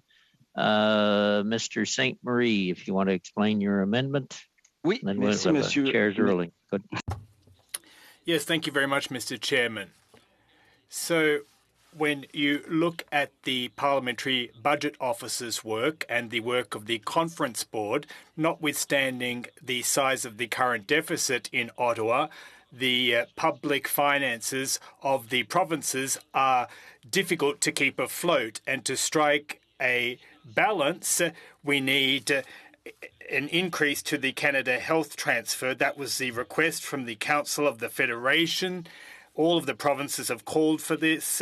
The Prime Minister said he was open to the idea, but after the pandemic. And this amendment would mean that the work would begin as of the 1st of August, and the Prime Minister would invite the premiers of the provinces to a meeting on the Canada Health Transfer at the latest on the 1st of August 2021. This is a pandemic health crisis, therefore it's a health crisis writ large, and it's all the more urgent to properly fund healthcare. Thank you. All right. I will give a ruling on this. And I see Mr. Julian wants into. The amendment requires the Minister of Finance to invite the representatives of all the provinces to a meeting on the Canada Health Transfer no later than August 1st, 2021. Since the scope of this division is only related to possible additional cash payments to the provinces, the amendment is inadmissible, as it goes beyond the scope of the bill related to page 772 of the House Commons Procedure and Practice, third edition. So I am ruling the amendment is out of order. Mr. Julian and Mr. St. Marie. We'll take a quick discussion on this, and then we'll have to either accept my ruling or not. Monsieur le Président, je vais... Mr. Chairman, I'll let Mr. St. Marie speak first, since it's his amendment, but if you could come back to me after, please. Well, I just have a comment. Mr. Chairman, I think that you would consider it in order because the government will have already dropped the writ, so I'm surprised by the arguments that you've made, but at this stage I won't challenge your ruling. Thank you. Mr. Julian. Go. It's got to do with rules of procedure, Mr. St. Marie. Mr. Julian. Well, Mr. Chairman, I'll let Mr. Julian determine whether, or Mr. St. Marie determine whether he wants to appeal your ruling, but there is the government would be obligated to respond to certain aspects in this bill under another amendment by producing a report. Here we're talking about meeting the obligations under the bill, by inviting representative of the provinces to a meeting. So it's 6 of one and half a dozen of the other. It's the same thing. So I need to say that I don't agree whatsoever with your interpretation, but I'll leave it up to Mr. Sainte-Marie to determine whether he wants to appeal your decision. I think he already said he wasn't, so I'm seeing the amendment as inadmissible, but I will be kind and give Mr. Sainte-Marie the last word. Oui, merci. Ben, compte tenu des arguments. Well, thank you. Given Mr. Julian's arguments, if possible, I actually would like to call for a vote on your ruling, Mr. Chairman. Thank you. Shouldn't have let that be discussed, should have. I could have kept the discussion out of it. All right, Mr. Clerk, if you could poll the members, please, on the chair's ruling that BQ5 is inadmissible based on parliamentary procedures. Practice. So the question is, shall the decision of the chair be sustained? So if you are in agreement with the chair, you vote yes. And if you are against the chair's ruling, you vote no. Ms. Derowitz. I agree, yes. Mr. Fragiskatos. Yes. Mr. Fisher. Oui. Madame Koutrakis. Yes. Mr. McLeod. Yes. Mr. Falk. Yes. Mr. Fast. Yes to the spirit of the amendment, but yes to sustain the chair. Ms. Jansen. Yes. Mr. Kelly. Yes. Monsieur Sainte-Marie. No. Mr. Julian. Yes to the spirit of the amendment and no to the decision of the chair. Yeas pour 9, nays contre 2. All right, the chair's ruling is upheld and the amendment is inadmissible. Then thank you. Turning to Division 13, Canada's COVID-19 immunization plan. And we're still, I believe we still have you here, Ms. Kennedy, clause 198. Yes, for this, I would like to invite my colleague, Omar Rajabali, to speak to it. Okay, Mr. Clerk, Mr. Rajabali can come in.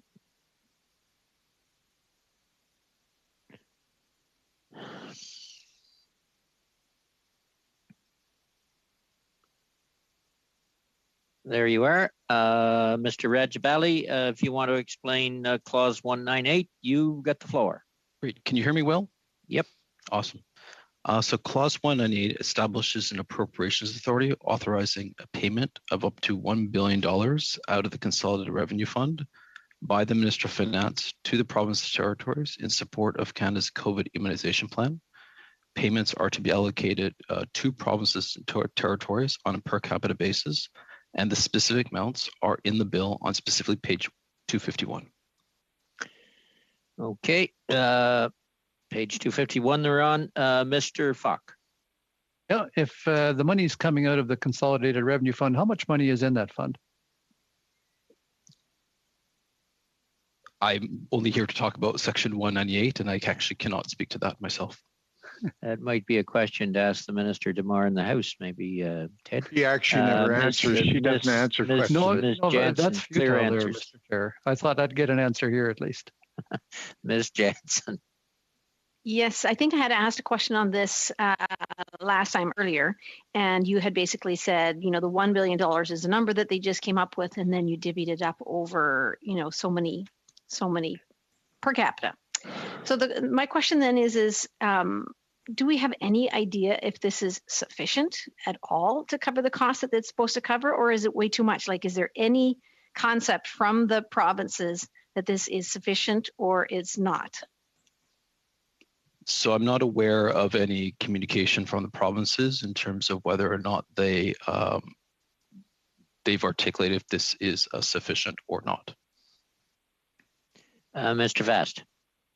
Yeah, that was one of the three questions I had, exactly that. On what basis was $1 billion allocated for this? And obviously we don't have an answer to that. But Mr. Rajabali, you did use the words up to $1 billion, are you suggesting that the government still has discretion on how much it's going to dole out to each of the provinces?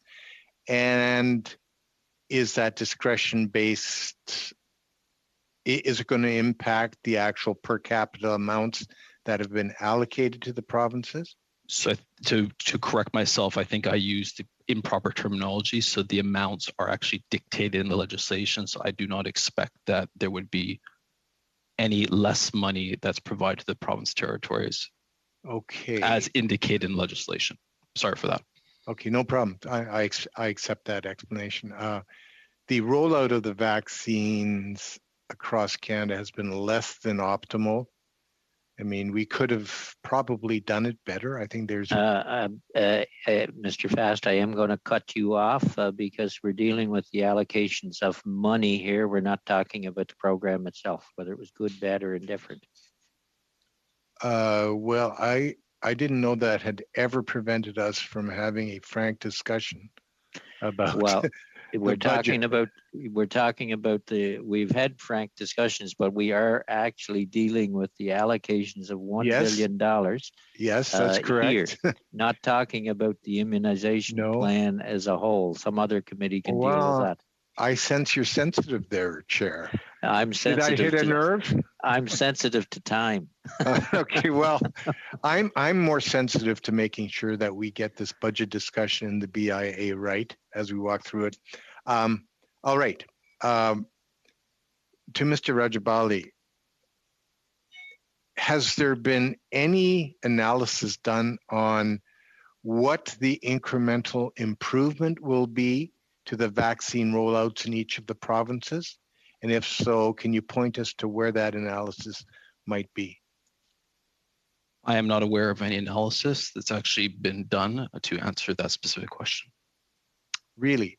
$1 billion spent without having an analysis done as to the incremental benefit to Canadians? As I said, I don't have that information.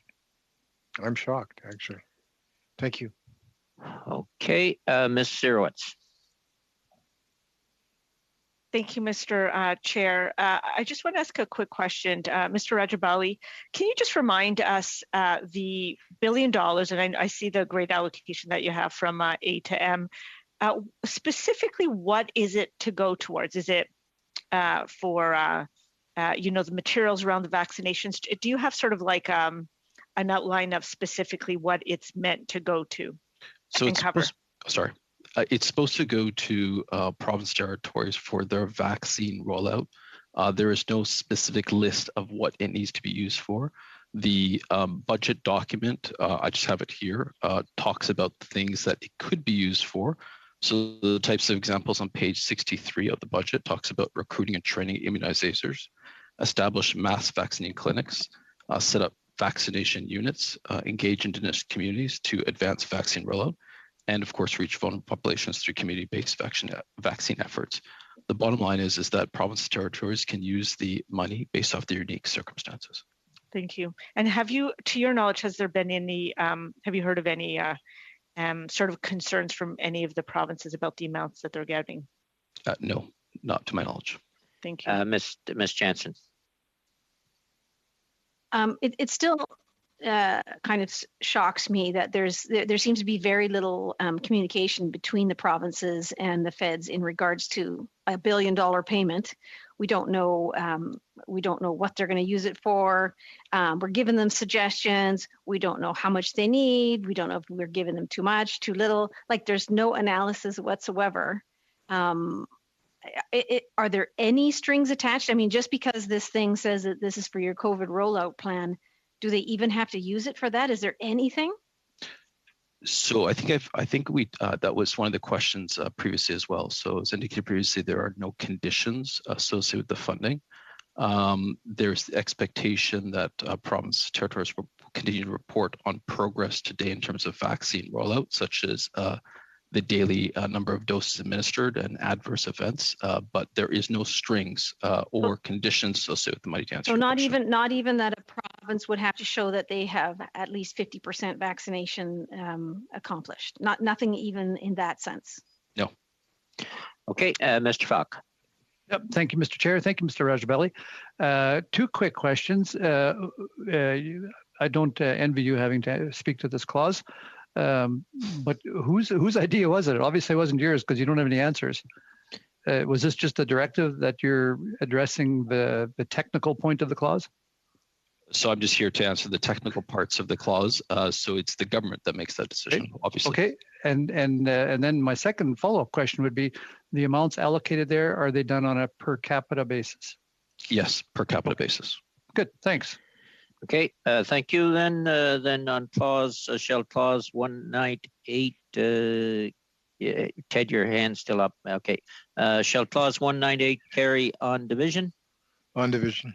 On division, and Miss Kennedy, you might as well stay with us for the next two clauses. I know you're not here back till 16, but we'll go to division 13, Canada, up division 14, Canada's Community Building Fund. There's no amendments on clause 199 and 200. Could we have an explanation generally on that, on those two clauses from Mr. Malera? There he is. Go ahead, Eric. If you could give us an overview, maybe we could vote on these two together. We'll see. Mr. Malera. Oui, merci beaucoup. Le fond. Well, yes, thank you very much. This is a permanent funding program under the legislation and indexed $2.2 billion per annum to fund municipal infrastructures as well as First Nation infrastructures. So clause 191 would propose a transfer under the gas and excise tax, which is the double of what it committed to transfer to Canada's municipalities thus far. Je suis disponible pour. I'd be available to respond to your questions. Thank you, Mr. Falk first, then Mr. Kelly. Mr. Falk. Okay, thank you, Mr. Chair, and thank you for that brief explanation. So this is what is known as the former gas tax, is that correct? That is currently the gas tax fund, yes. Sorry, I see your head nodding, I don't hear anything. Oh. Actuellement, le programme, c'est... Currently, it is the gas tax program, which will be renamed the Canada Community Building Fund. My second, sorry. Go ahead, Ted. Okay. My second question would be, previously when there was infrastructure money announced, it was very slow getting the money out the door to the provinces. Do we have assurances that this money is going to be delivered more quickly to the municipalities? Is there a process? And can you talk to a little bit about the delays that we've experienced previously in getting infrastructure dollars out? Was it departmental delays, or was it delays with agreements with provinces, funding agreements, or where did the previous delays come in? Mr. Miller. I think we're talking about two different things here, but go ahead, Mr. Miller. Oui, je pense que je peux parler. Yes. Well, I can speak to the gas tax fund and not necessarily to the other programs. As far as the gas tax fund program is concerned, we have agreements with all signatories, including the provinces and territories.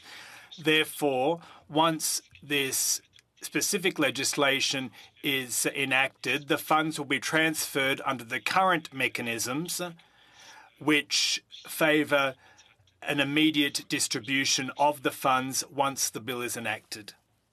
Okay, and I think you're right, Mr. Chair. I think we're talking two different things here, but it's good to hear that the gas tax money, now known as Canada Community Building Fund, will be rolling out, as did the gas tax. Thank you. Okay, thank you. And just to the translators' benefit, we will finish this section 199 and 200, and if we don't finish till 6:05 your guys' time, we'll give you the 30 minutes in any event. Mr. Kelly next, please. Thanks. Our analysts flagged that this this change or this is in both 25 and 30 bills, C25 and 30. Why is there a difference between what's contained in both of those bills, or why is this change apparently in both bills? Je pense que merci beaucoup pour la question. Well, thank you very much for the question. I think that Bill C25 morphed into C30, and now it's one and the same. Now we're referring to C30 and no longer C25. Okay, Mr. Fast. Yes, I'm glad to see that this funding is included in the budget. And very pleased that it was made, the gas tax fund was made permanent in 2011. There are strategic carve-outs that are part of this program, correct? Nous avons merci beaucoup. Well, thank you very much for the question. There is a certain amount that's earmarked for the Department of Canada's Indigenous Services. Yes, indeed. Okay, is it just Indigenous services that are carve-outs, or are there other carve-outs for specific infrastructure types of projects? Il n'y a pas de... There is no specific allocation under the fund except for Indigenous services. However, the signatories can allocate funds. How should I put this? Our agreements provide for signatories allocating funds in certain circumstances as they see fit. Okay, let me ask this in simpler terms. The choice of the projects that will be funded, is that process driven by the municipalities? Is it driven by the province? Is it driven by the federal government? Who's the driving force behind that? Donc, ce sont les municipalités. It's the municipalities that choose the projects they wish to invest in keeping with their priorities. The current bill has 18 categories under which investors and sub-investors can invest. Okay, thank you. Ms. Jansen, fairly quickly, if you could. Sorry, is there any reporting system by which the municipalities have to let you know how this money has actually been utilized, like what infrastructure was built and so forth, like any sort of oversight? Oui, merci. Yes, well, thank you very much for the question. On an annual basis, signatories must send us their annual financial report. And we receive from the municipalities in that report the list of projects that have been funded for that year. We receive the project list, the amounts that each project cost that year, and once completed, we receive confirmation that those projects have indeed been completed. The department receives the list each and every year, and we tabulate that list. Is that it, Ms. Jansen? Ms. Sarowitz?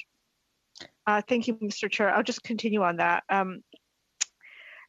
For the list of projects, for the annual report that comes back from municipalities and the list of projects that are funded for that year, is it that it's the list of projects that the dollars that came in that year actually funds? If you could just clarify that.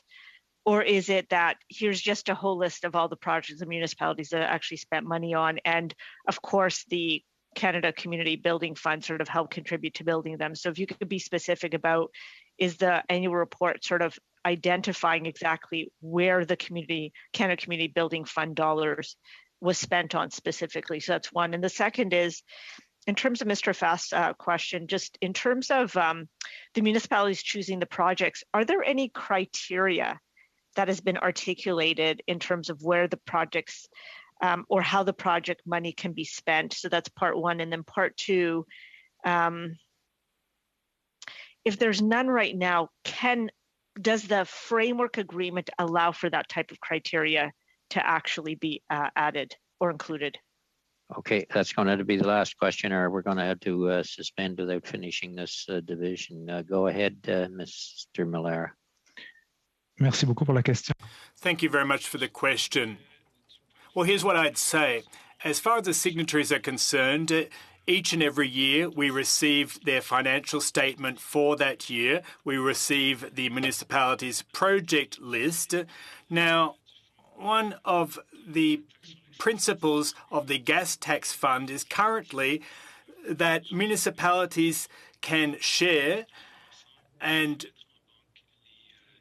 consolidate funds, bank funds and allocations that are paid to them each year, should they see fit. Now, some municipalities may in fact, deposit those funds and yet use them the following year and not that year. So to respond to your question, the amounts that we receive or as listed by each municipality can be a mixture of the funds for 1 year and a preceding year to that year as well.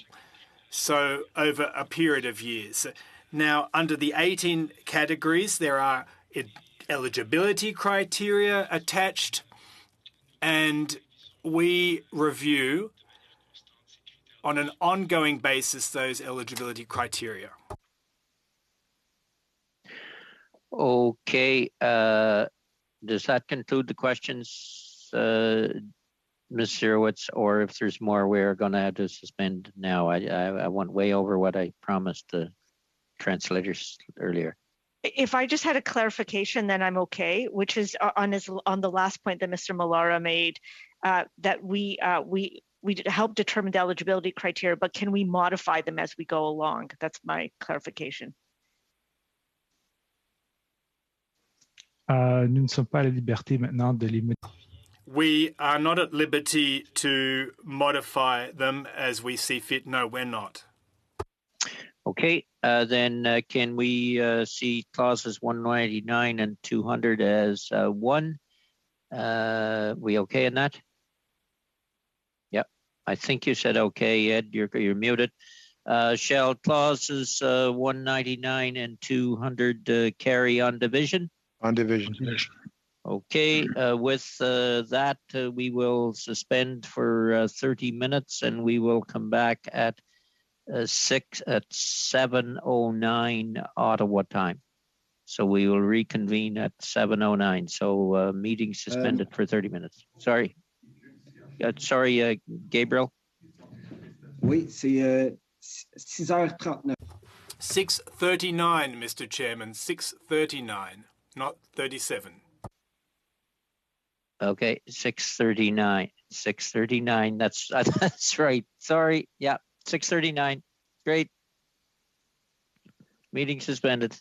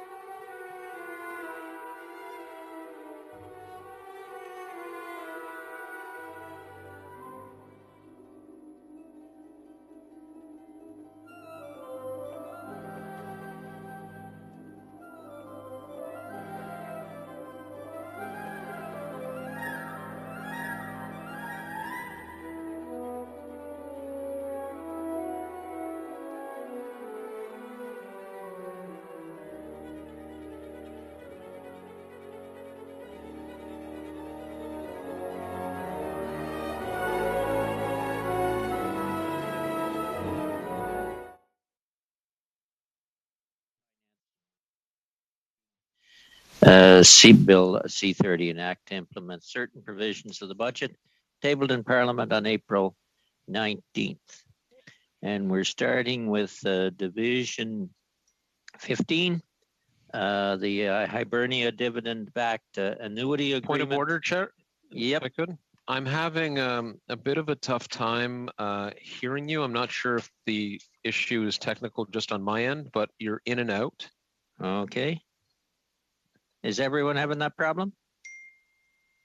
Oh, you just came in clear there. Okay, whatever. It must have gone on the little switch on this thing. Okay. We don't need to do a test. Thank you. All right, thank you.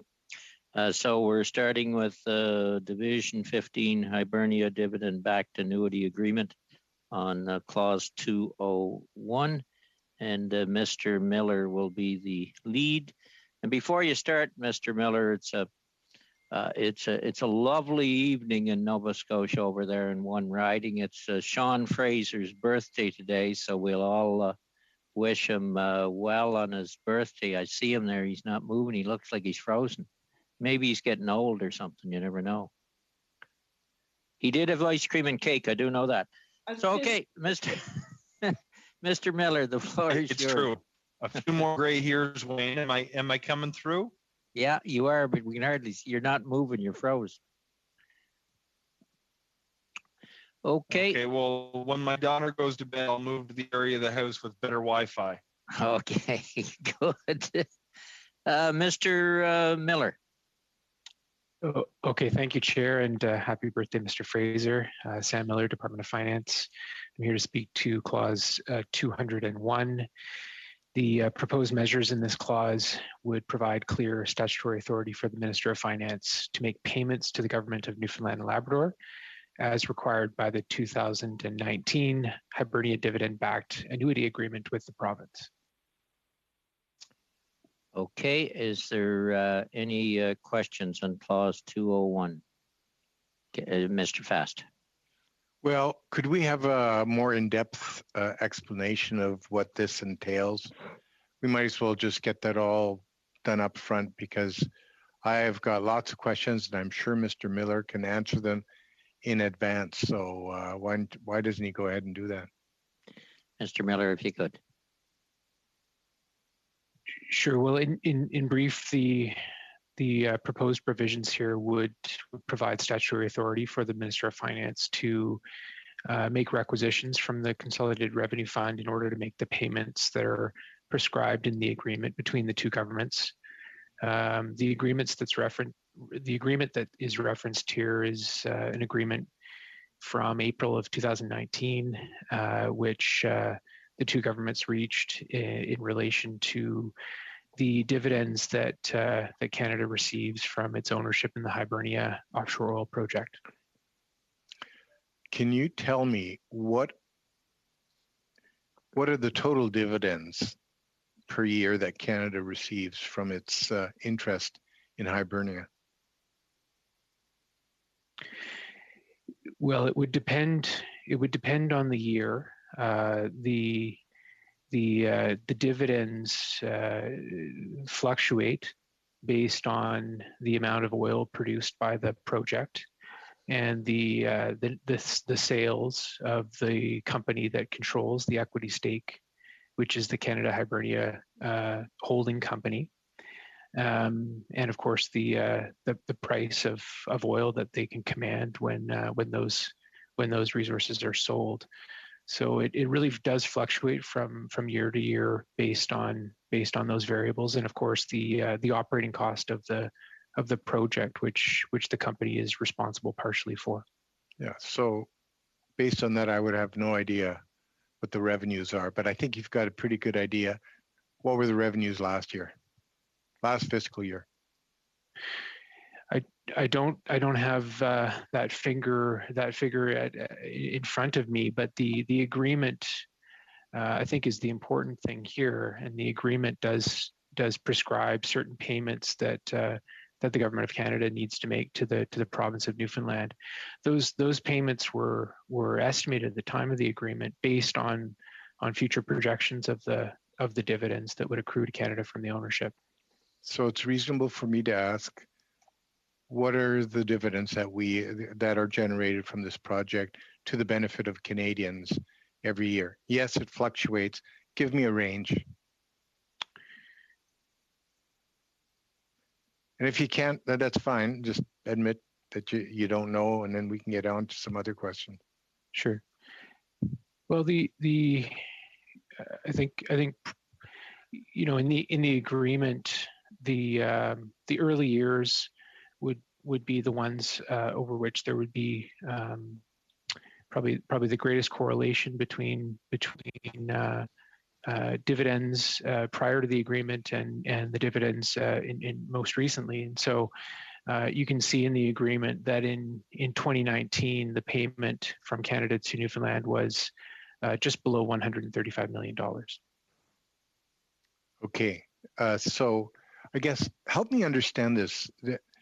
The agreement we now have between Canada and Newfoundland and Labrador provides for fixed payments every year, correct? That's right. And what exactly are those payments every year? The amount? Well, there's a schedule in the agreement each year between 2019 and 2056 has a different amount. That agreement, by the way, is a public document, but they vary from as high as 233 million roughly to around 15 million in the out years. And then, of course, the agreement does also prescribe that the province of Newfoundland and Labrador make payment to the federal government. So the net benefit to Newfoundland and Labrador from this agreement was around 2.5 billion. That was part of the public communications when the government signed the agreement in 2019. Okay, can I ask you a question? There's something that's been bugging me. In the Auditor General of Canada has said that the 2019 payment, the first payment that was made to Newfoundland, lacked proper legislative authority. Does your department agree with that assessment, or do you differ? We took careful note of the Auditor General's comment, and it's for that reason the government included in the supplementary estimates and sought parliamentary authority to make the payments in 2020. So that was done with parliamentary authority, those payments, and of course it factored into the decision to include it in the bill here related to the budget implementation. We do believe that the initial payments, which were the subject of the Auditor General's comment, were made pursuant to legal authorities. Okay, two last questions. First, what is the life of the Hibernia project? How long is it supposed to be expected to generate revenues? Well, at the time when the agreement was signed, the estimate was that dividends would continue to accrue until 2056. So that was factored into the agreement itself. Okay, and how compatible is the federal government's financial support of this oil project? Even now, the agreement that was signed between Canada and Newfoundland and Labrador in 2019, how compatible is that support with the government's zero emissions or net zero emissions by 2015 plan?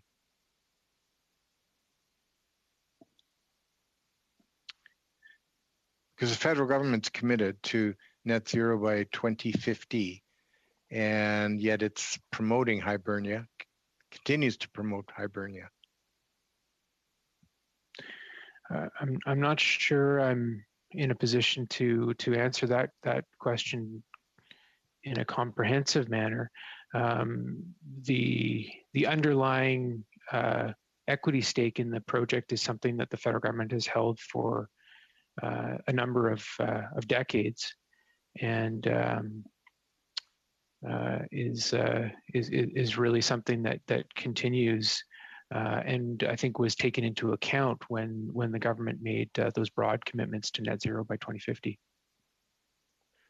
Okay, well, thank you. I thought maybe the chair would jump in because that was actually a political answer that was required, but I appreciate you trying to answer it. Well, I figured we're just starting. We'd be kind, but I will remind folks that we have an absolute hard stop at 8:30, and we hope we can get the Budget Implementation Act out of committee tonight.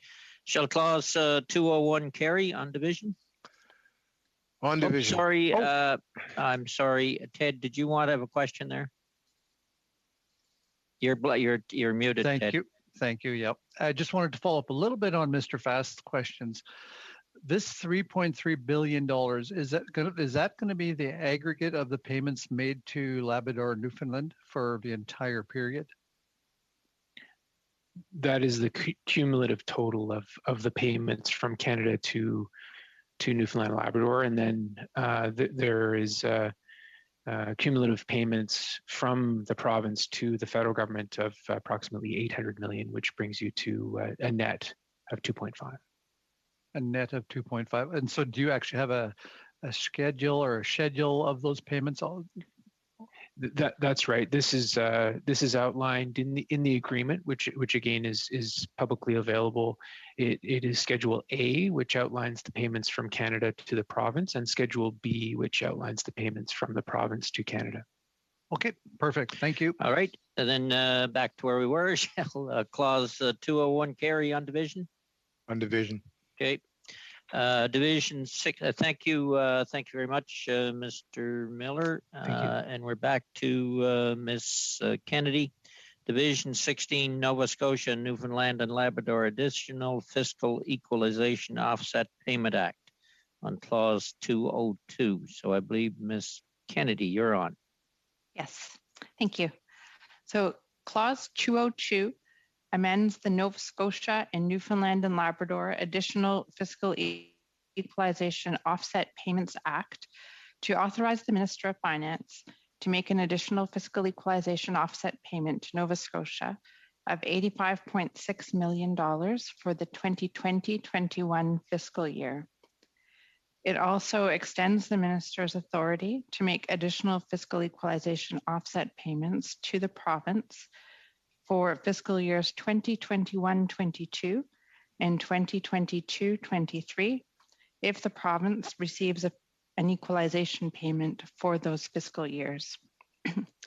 These amendments would ensure that Nova Scotia is not penalized by the timing of an arbitration settlement payment that it received in 2018.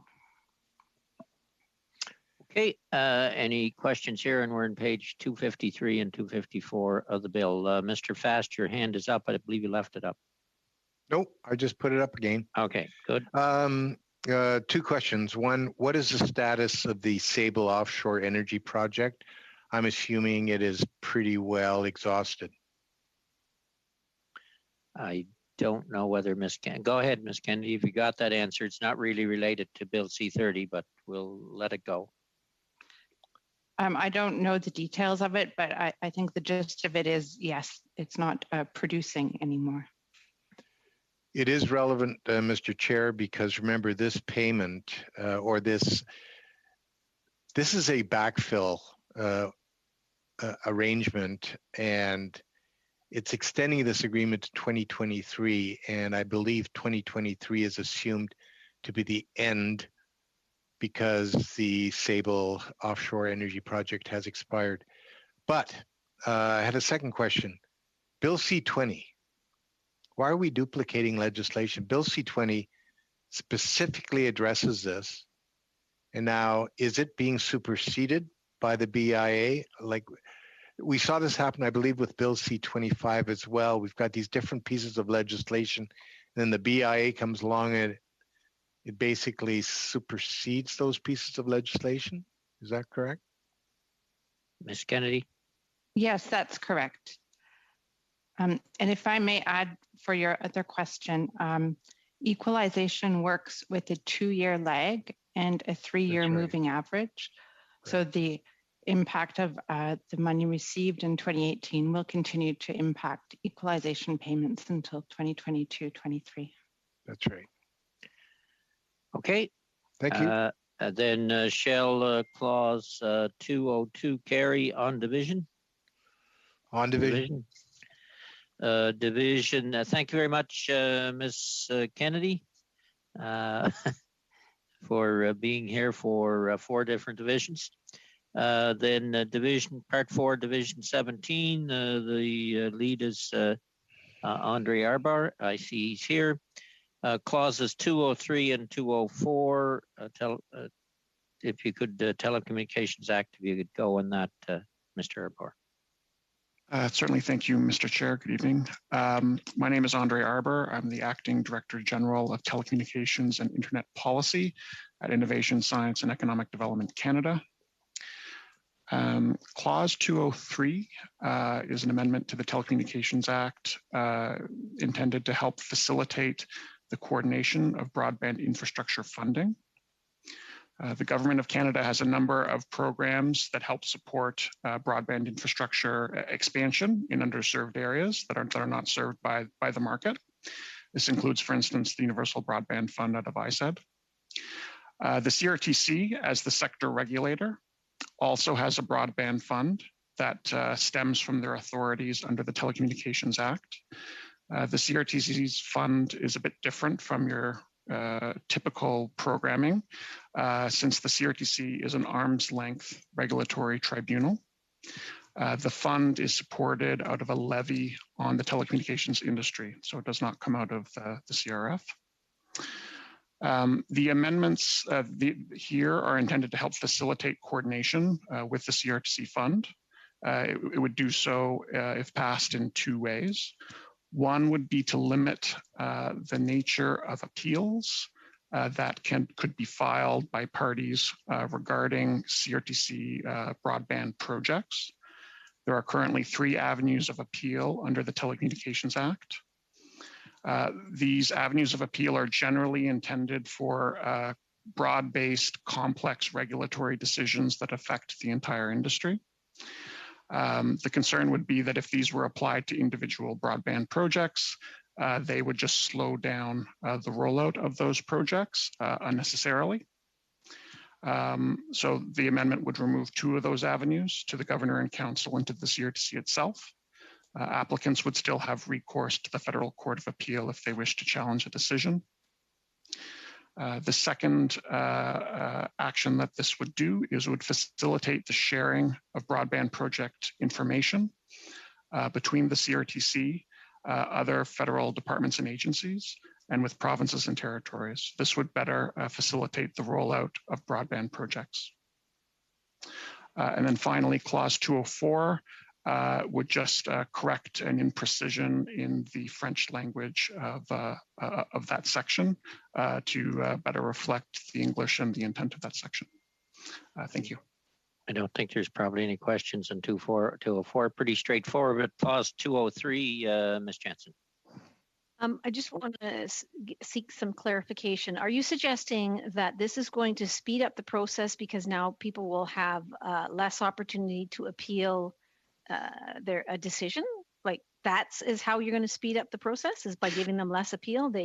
If they get turned down, they get turned down flat. They don't have another option. So thank you for the question. I would say that there are a range of actions that ISED and other departments have taken to help speed up the rollout of broadband programming. This amendment is not intended to be the main tool for that. However, there are concerns that appeals could be launched against individual projects that would then essentially halt the delivery of those projects unnecessarily. So what I said then was correct. Basically, you're saying if you get turned down, you get turned down. There's very little other appeal process, and that's how it's going to speed it up. Applicants would still have recourse to the Federal Court of Appeal if they wish to challenge a funding decision on matters of large jurisdiction. They just would not have recourse to file a parallel appeal with the Governor and Council or with the CRTC itself. So there would still be one avenue available. Mr. Falk. Thank you, Mr. Chair. Is there all, you mentioned that there were several different streams of funding that would be available for applicants, and this was just one of them. Is there a chance that this could create duplication in funding for the same project?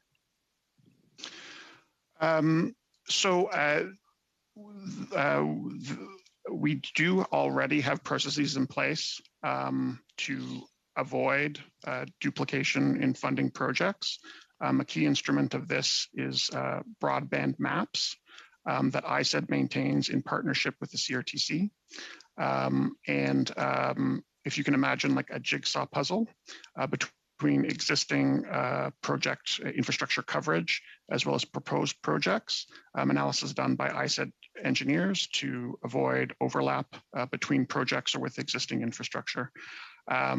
However, we do have some constraints on how quickly or how easily we can do that analysis, limited by the information that can be shared outside of ISED and the CRTC with others, including provinces and territories. We make it work, but it's more complicated than it needs to be. So this amendment would help streamline that. Okay, and this amendment is particular to situations for funding of underserviced areas. Correct? That's correct.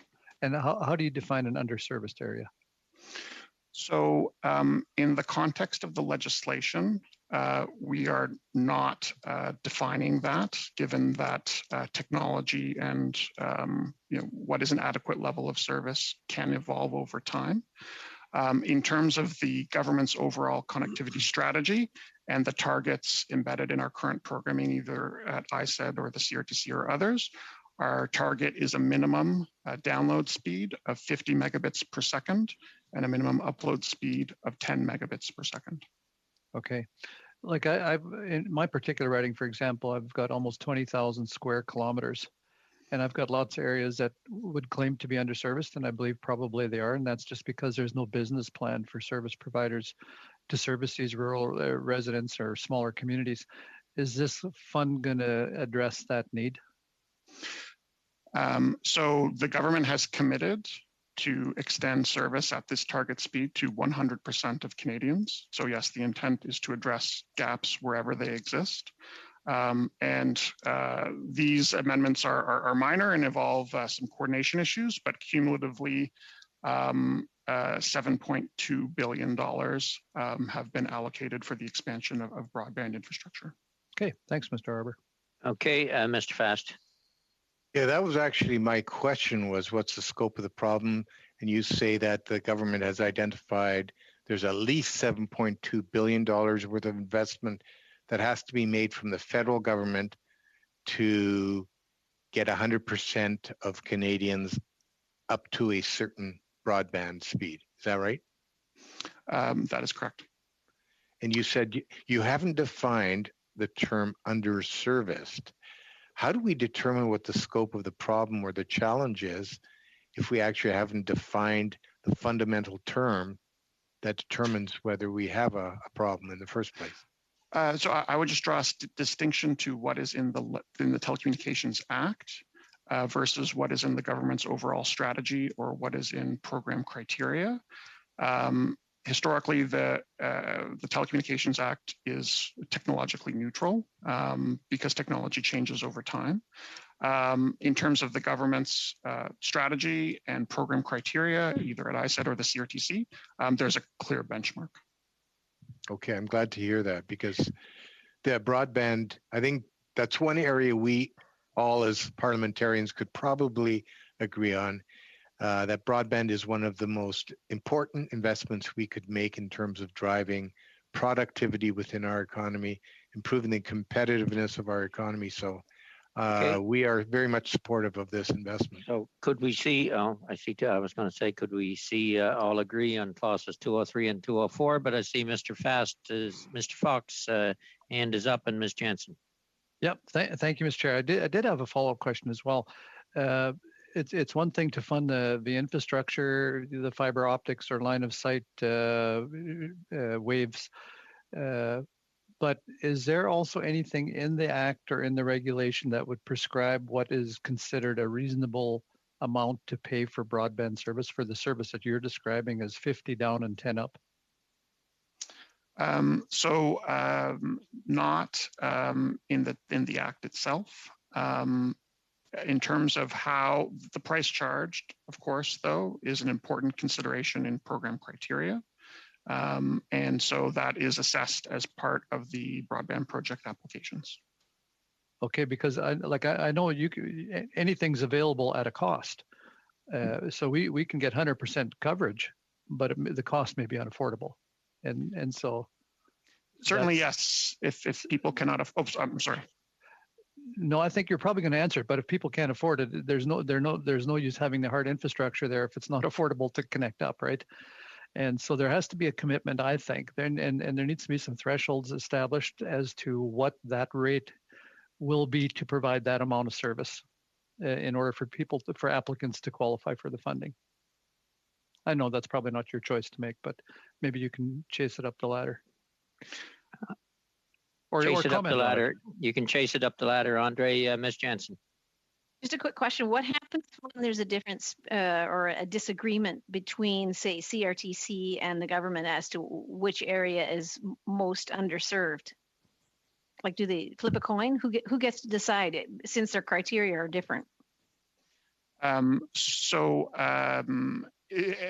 If I understand correctly, this would be if there are two projects from different proponents that are intending to serve the same area. This is something that occurs occasionally, not just between us and the CRTC. It is something that we can that is able to be managed. It will depend on the nature of the project, but ultimately we all agree that funding duplicate infrastructure does not help us get towards our goals, and we all work together to avoid that outcome. All right. Shall clauses 203, shall we see 203 and 204 as one, and shall clauses 203 and 204 carry on division? You're muted, Ed. I'd like to hear that. On division. Thank you, Pat. Turning then to, thank you very much, Mr. Arbor. Turning then to Division 18, Canada Small Business Financing Act, and the lead on this one is Mr. Watton. There is no amendments on clause 205 to 209. Do we have unanimous consent to group them? No. No, okay. Clause 205. Mr. Watton.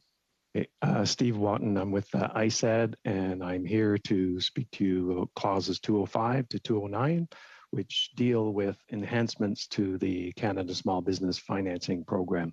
And the amendments are designed primarily to help small businesses or more small businesses get access to the types of financing they need in the amounts that they need, basically to start up, innovate, and scale up.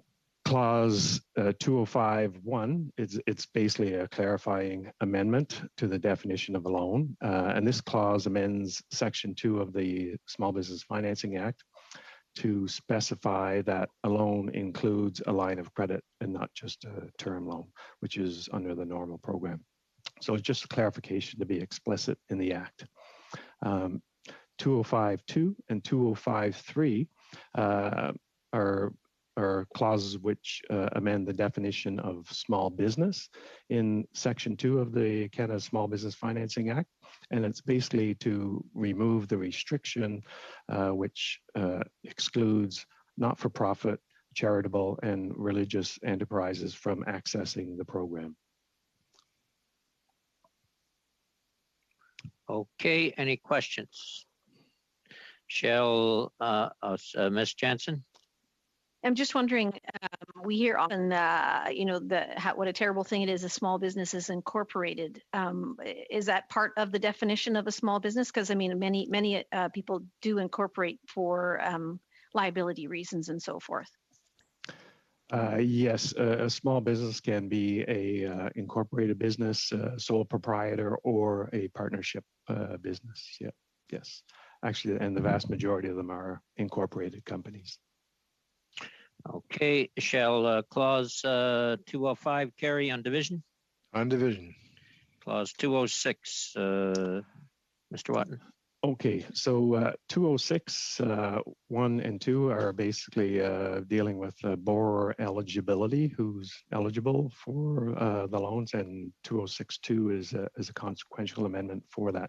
So 206.1 amends Section 4.2 of the Canada Small Business Financing Act to specify that in order to be eligible for a loan under the program, borrowers must have less than 1.15 million in outstanding loans.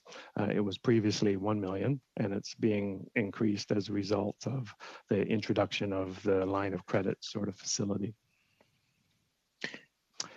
And, sorry, go ahead, Mr. Watt. Yeah, and just to finish up there, the 206.2 is basically a consequential amendment to the meaning of what's considered outstanding loan amount, and it just amends subsection 4.3 to specify that the meaning of the outstanding loan amount is the aggregate of the proposed loan and any principal amount that's already outstanding on previous loans, taking into consideration, of course, the higher threshold of 1.15 million.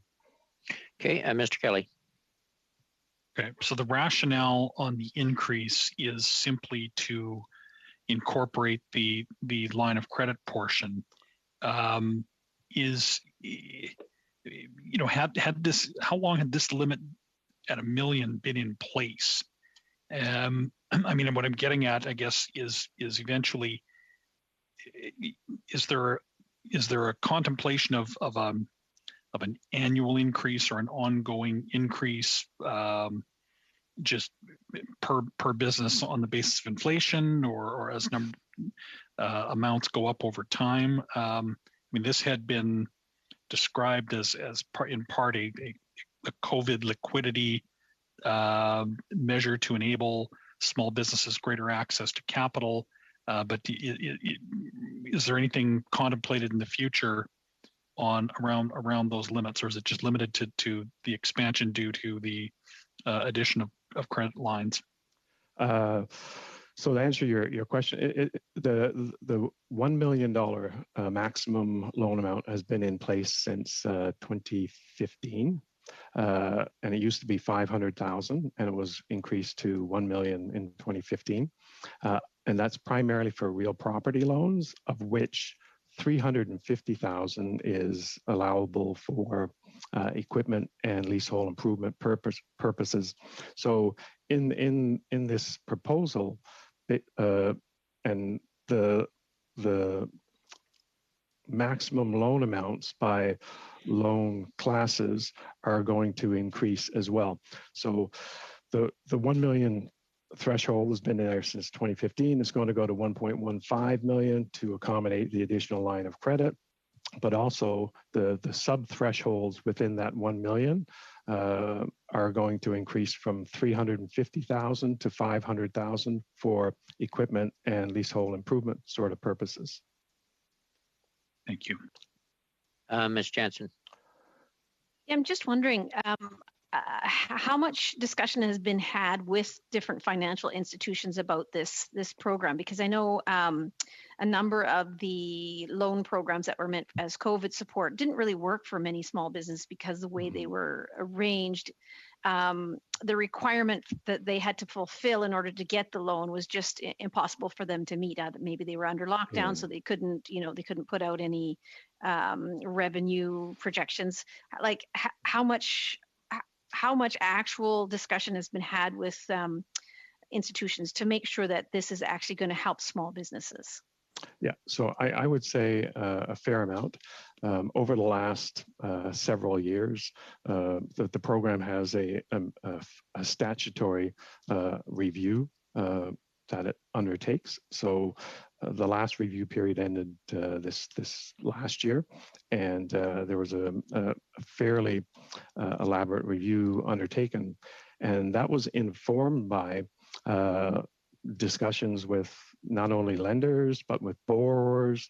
There were surveys, awareness and satisfaction surveys done with the lenders and with the borrowers as well, and those discussions and consultations that have been had with the lenders and the borrowers informed the comprehensive review report, and that report had a number of recommendations and was tabled in the House of Commons and the Senate this past fall.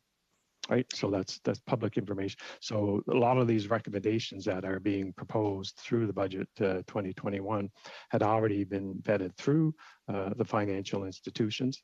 That being said, the line of credit facility, to your point, is new, and we are in active discussions right now with financial institutions to sort of frame this up in such a way that it's going to be useful for the financial institutions to use, but also affordable and meet the needs of the small business borrowers as well. Is there an interest rate tagged onto this? Yes, there is an interest rate, but that interest rate is going to be prescribed in the regulations, but the maximum it could be is prime plus 5 or some lesser amount. But this is just for the line of credit. On the loan side, it's prime plus 3%. And of that 3% on the term loan side, 1.25% has to come to the government as an administration fee. And same thing on the prime plus upwards of 5%. And that's still to be determined, but no more than that. There would still be 1.25% coming to the government for the administration fee. So the increase in the interest rate, allowable interest rate, it would be commensurate with the level of risk, additional risk that a line of credit would have versus, say, a term loan for a real property. Mr. Falk. Thank you, Mr. Chair. So I guess 2 questions. First of all, how did the financial institutions that you've got feedback feel about this proposed change? And also, what exactly are you hoping this will result in?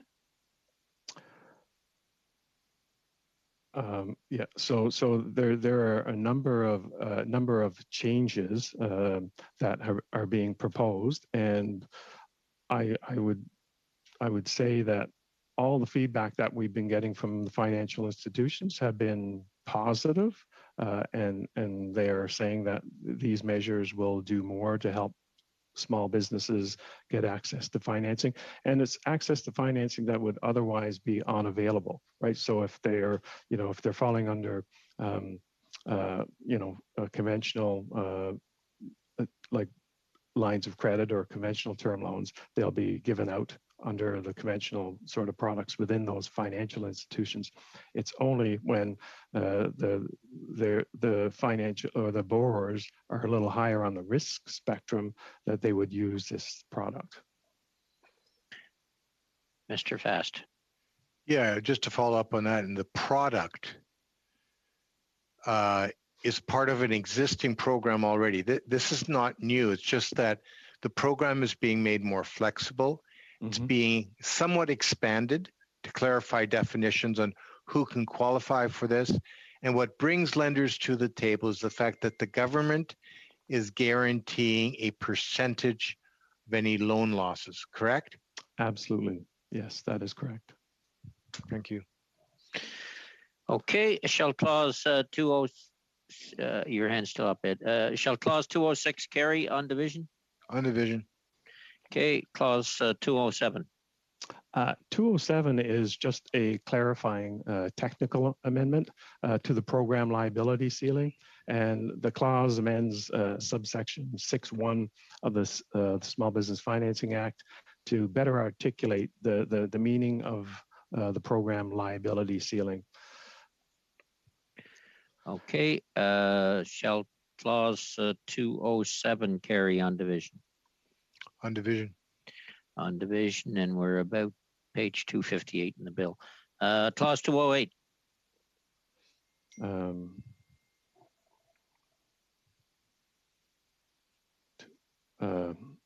Sorry, there's 2 other sections of 207 too as well. Okay, do you want to give a little explanation on them? Yeah. So it's basically 207.2 and 207.3. This is where the lender liability limits get segregated and clarified for term loans and lines of credit. So 2072 just sort of separates the liability limit for term loans and the liability limit for lines of credit. And 2073 introduces subsection 6.3 of the Canada Small Business Financing Act to establish the liability limit in respect of a lender for lines of credit at 15% of their, or maximum 15% of their CSBFP line of credit portfolio. And that a lesser percentage liability can be prescribed in the regulations. Yeah, I believe that was explained at the previous meetings so well, Mr. Watton, but thank you for that. Okay. Clause 208. Okay, so 208 basically is deals with maximum loan size, and this clause just amends the subsection 7.1 of the Small Business Financing Act to increase the maximum loan size to 1.15 million and to allow for the line of credit facility and that the maximum amounts to be prescribed for different loan products, i.e. $1 million for term loans and up to $150,000 for line of credits, and also a maximum loan amounts for loan classes. Okay, thank you. It's pretty straightforward in the bill. Yep. Shall clause 208 carry on division? On division. Clause 209. And 209 just speaks to the coming into force of the amendments. So we have clauses 205.2, 205.3, and 207.1 coming into force with the Budget Implementation Act receiving royal assent. And the other clauses will come into force once regulatory changes go through. So there's a regulatory package that's associated with these changes as well. That'll need to go through later this year. All right. Shall clause 209 carry on division? On division. On division. Thank you very much, Mr. Watton, for your explanations and your help. We'll turn to Division 19, which has Yannick Mondi as the lead, and it is the Customs Act. There is no amendments in clauses 210 to 219. Do we have unanimous consent to group them as one with one explanation? No, I don't think so. Thanks. All right, then we'll start with clause 210, Ms. Monty. Thank you. Can you hear me well? Yep. Great, thank you. So good evening. I'm the Director for Tariff and Trade Policy in the International Trade and Finance branch at the Department of Finance. Before I go into the intent of the Division 19 and its clauses, I would ask that Mr. Gorav Vragovic be invited to appear as well. Mr. Vragovic is the Director General for the CBSA Assessment Revenue Management. He will help assist on any technical questions relating to the amendments in the Division 19 Part 4 of the Bill C-30.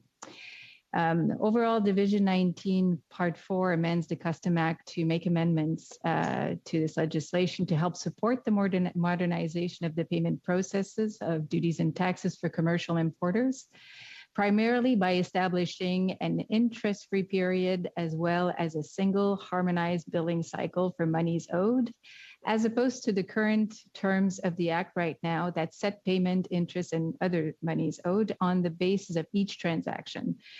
As well, one of the amendments is looking to ensure a fair, consistent valuation of importations of goods in Canada by introducing a new definition in the Customs Act for the terms sold for export to Canada.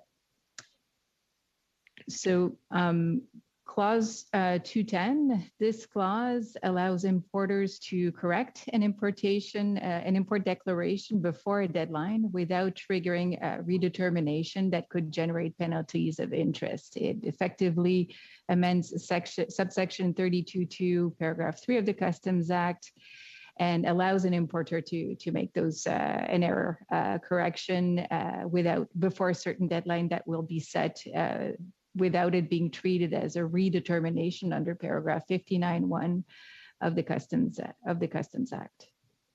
It's intended, the intention of this provision is to encourage more accurate final accounting and improve payment practices by commercial importers.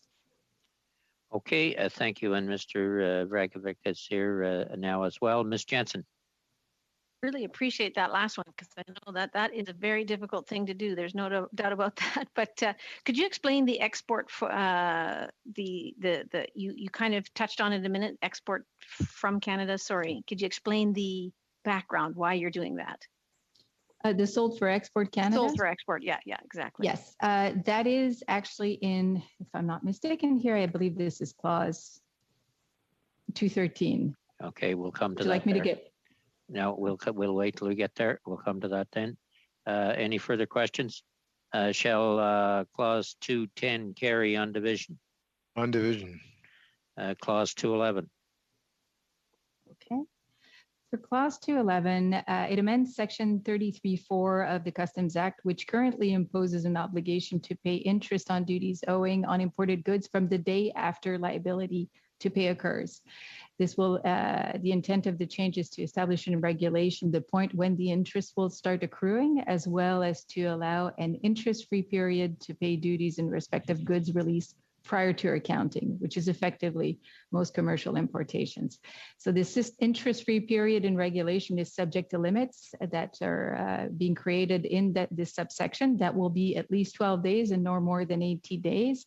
The intent here of these amendments is together to facilitate the establishment in regulation of a single harmonized payment due date for all goods released prior to accounting, rather than separated by due dates strictly fixed on the number of days after each importation. Okay, shall clause 211 carry on division? On division. Okay, 212. Thank you. 212, clause 212 adds a clarification to section 35 of the Customs Act that imposes an obligation on the person to comply with the terms and conditions of a deposit, bond, or other security that the person has given. So the terms for and conditions for bonds and other securities are established in regulations currently under existing paragraph 166 1B of the Act. So the intent of this provision is to make clear that the person who provided the deposit, bond, or security to allow the release of the goods prior to their accounting must abide by the term and condition that accompany those securities. Shall clause 212 carry on division? On division. On division. Clause 213, and Tamara has a question on this, we know. Clause 213. So this amendment provides a definition proposes to amend the existing section 45 actually of the Customs Act to introduce a definition of sold for export to Canada, which currently appears in Customs Act regulations. Maybe to answer, I think your question as to the rationale for this, in certain circumstances, purchasers may be paying duties on the lower price. And usually this happens when an importer is not the purchaser in Canada. For example, a non-resident importer that is importing on behalf of a retailer located in Canada, or a foreign company that is doing a transaction on behalf of its Canadian subsidiary. So by defining sold for export to Canada, the idea is to clarify the amount on which duties owed to the government must be based upon, and to ensure that all importers are on the level playing field by using the same transaction, which is the last sale prior to export to a purchaser in Canada, rather than the value of a prior transaction in the supply chain that happens between two foreign entities. Okay, does that answer your question, Tamara? Okay, good. Shall clause 213 carry on division? On division. Division 214. Clause 214, well, currently subsection 9722, paragraph 2 and 3 of the Customs Act establish in statute when an amount and interest owing are a debt that is due to Her Majesty. Clause 14 amends these to allow purchasers to cluster duty payments on multiple items acquired over a specific period of time into a single payment. It also adds a clarification in English that a notice under section 124 is served, and also makes a minor adjustment to the French version to better reflect the English version by adding Chef du Canada to Sa Majesté to harmonize with the English version. Shall clause 214 carry on division? On division. 215, Yannick. Mr. Chair, if you wish, I think we'd be prepared to allow to go on division clauses 215 to 219, if you wish. Okay. Any explanations there? Shall okay. Do you want to just give a quick heads up there, Ms. Monty? Okay. I'm sorry? Okay. If there was any further explanation on 215 to 219, you could make it and we'll see them as one. Well, essentially they're of the same nature. The item make changes to interest owed or penalties owed to ensure that there's a single harmonized billing system. This is consistent pretty much throughout from 214 to 218 to do changes on various forms of monies that are owed to the Crown based on different penalties. Thank you. Then shall clauses 215 to 219 carry on division? On division. Okay, carried. Thank you very much, Ms. Mondi and Mr. Ragovic. We will turn to, you're both here for the next one too. Division 20, Canada, United States, Mexico Agreement Implementation Act. The floor is yours in clause 220. I would like to invite for this one Marie-Hélène Quentin, who should be in the waiting room for this particular division. So this clause establishes that there's an amendment to Section 16 of the Canada, United States, Mexico Agreement Implementation Act to require the concurrence of the Minister of Finance when the minister responsible for international trade appoints or proposes to the names of individuals for rosters, panels, and committees established under that agreement for Chapter 10, which relates to trade remedies, dispute settlement mechanism. So these amendments are technical and administrative nature and also maintain Canada's longstanding approach in this area for other agreements as well. Okay, any thoughts? Shall clause 220 carry on division? On division. On division. Thank you, Ms. Mondi and others that were with you. We'll now turn to division 21. I believe the lead is Lorraine Perlot. Hello, yes. There is no amendments and clauses 221 to 245. Do we have authority to group them? Well, Mr. Chair, I think we'll group them this time. I think you've done your job in moving us forward, so thank you. Good, thank you. Thank you all. So is there any explanations needed here?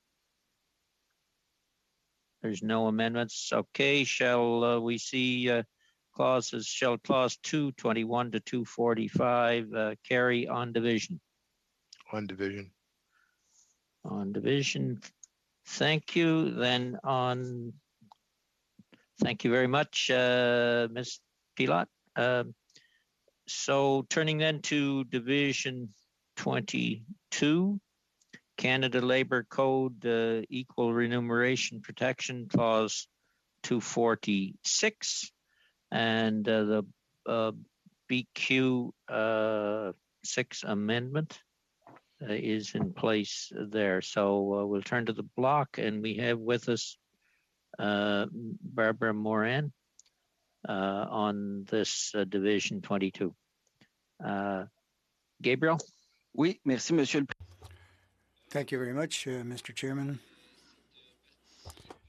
This part deals with contract flipping. I'm not quite sure what the French equivalent might be. quite often, surface suppliers and airports will do it by call for tenders. And if a new business or if the same business or enterprise but under a different name may be able to bid at a lower cost. And if they win the contract, they will reduce salaries and wages of their employees. So the subcontractor cannot reduce wages any further. Very often, these are very specialized employment, and it's the same people who are, in fact, rehired under the cover of this new enterprise. So not only will it guarantee that salaries will be held constant, but also the working conditions and fringe benefits so that the new bidder get in with a lower bid, but only by reducing working conditions or salaries of the employees. So this is to protect the wages where they stand. That's it. That's what the amendment's about. Thank you. Mr. St. Maria Willa to make a ruling on this one. The amendment amends paragraph 47.3 sub 2 of the Canada Labour Code to add that in the case of a transfer of employer, the new employer must provide employees providing the services with rights and benefits not limited to remuneration.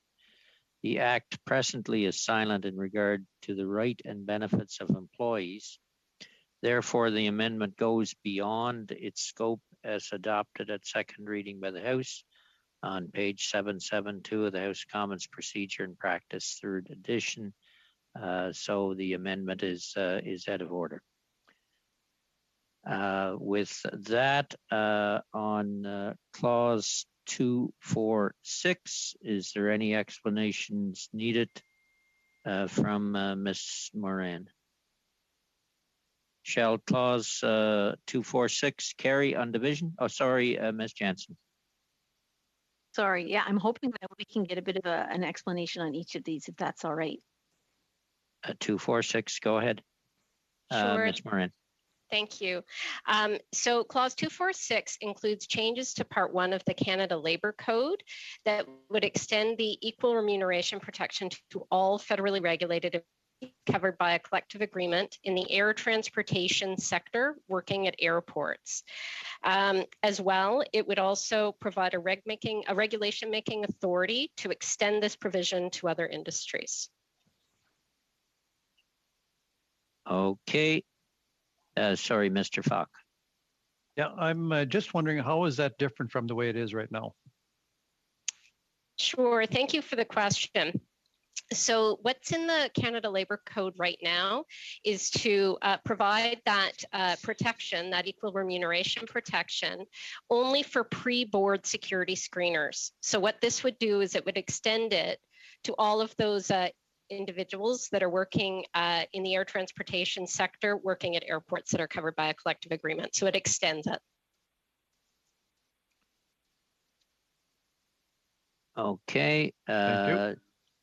Shall clause 246 carry on division? Division. On division. Turnington, if you want to sit tight, the next division 23. We have Mr. Charter here on part 4, division 23, clause 247. Any questions on that? Shall 247 plus, yep. Could we get an explanation on that, like we were getting earlier? Yep. Mr. Charter, could you give us an explanation on 247? Certainly. Division 23 amends Part 3 of the Canada Labour Code to set a freestanding federal minimum wage. Clause 247 provides that an employee should be paid at least the new federal minimum wage, which is specified later in Clause 248 as $15 per hour. It also specifies that if a provincial or territorial minimum wage rate is higher, the employee should be paid that higher provincial or territorial rate. In addition, if the provincial or territorial minimum wage rate is based on age, the highest rate should be used to determine whether the federal or the provincial or territorial rate prevails. Finally, there's also a consequential amendment to ensure that when the minimum wage is calculated on a basis other than time or a combination of time and some other basis, the minister would be able to, by order, fix a rate that is equivalent to the new federal minimum wage or the provincial or territorial rate, whichever is higher. Okay, is there, and Ms. Jansen?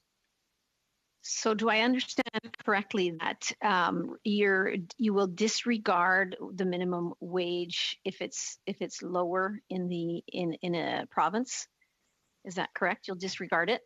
It'll be $15 regardless of what minimum wage is set at in the province. The minimum wage for employees working in the federally regulated private sector will be $15 unless there's a higher provincial or territorial rate, such as, for example, in Nunavut. And in that case, that wage would prevail. But not lower. Not lower. Okay, shall clause 247 carry on division? On division. On division. Clause 248, is there an explanation here? And then there's NDP 10. Mr. Julian, we'll go with the explanation first. 248, Mr. Charter. Certainly. Clause 248 establishes the $15 per hour baseline federal minimum wage. It also sets out how the minimum wage will be adjusted to keep pace with inflation, starting the year after these provisions come into force, based on the increase in the consumer price index for the previous calendar year. And it also clarifies that the average all items not seasonally adjusted consumer price index should be used. Then it stipulates that there would be no adjustment to the minimum wage if the consumer price index decreased the previous year. Okay, there is an amendment, but I don't see the mover of the amendment. If the mover's not here, we'll move on. Then on clause 248, oh, sorry, Ms. Jansen. Sorry, yeah, thank you. I'm just wondering, does it cause a problem where you have competition between, the federal and the provincial sectors, and then you put pressure on the provincial wages? Some stakeholders have pointed to the fact that there's the possibility that there could be competition between the new federal minimum wage and a different provincial minimum wage rate now that there would be a freestanding federal minimum wage. On the other hand, some stakeholders have stated that putting in place a freestanding federal minimum wage would address the divergence in minimum wage rates for employees in the federally regulated private sector across different provinces before this freestanding minimum wage was put in place. Okay, that's the explanation. Shall clause 248 carry on division? On division. On division, clause 249.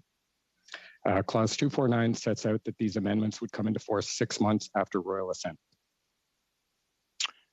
Shall clause 249 carry on division? On division. Okay, clause or division 24, Canada Labor Code, leave related to the death or disappearance of a child.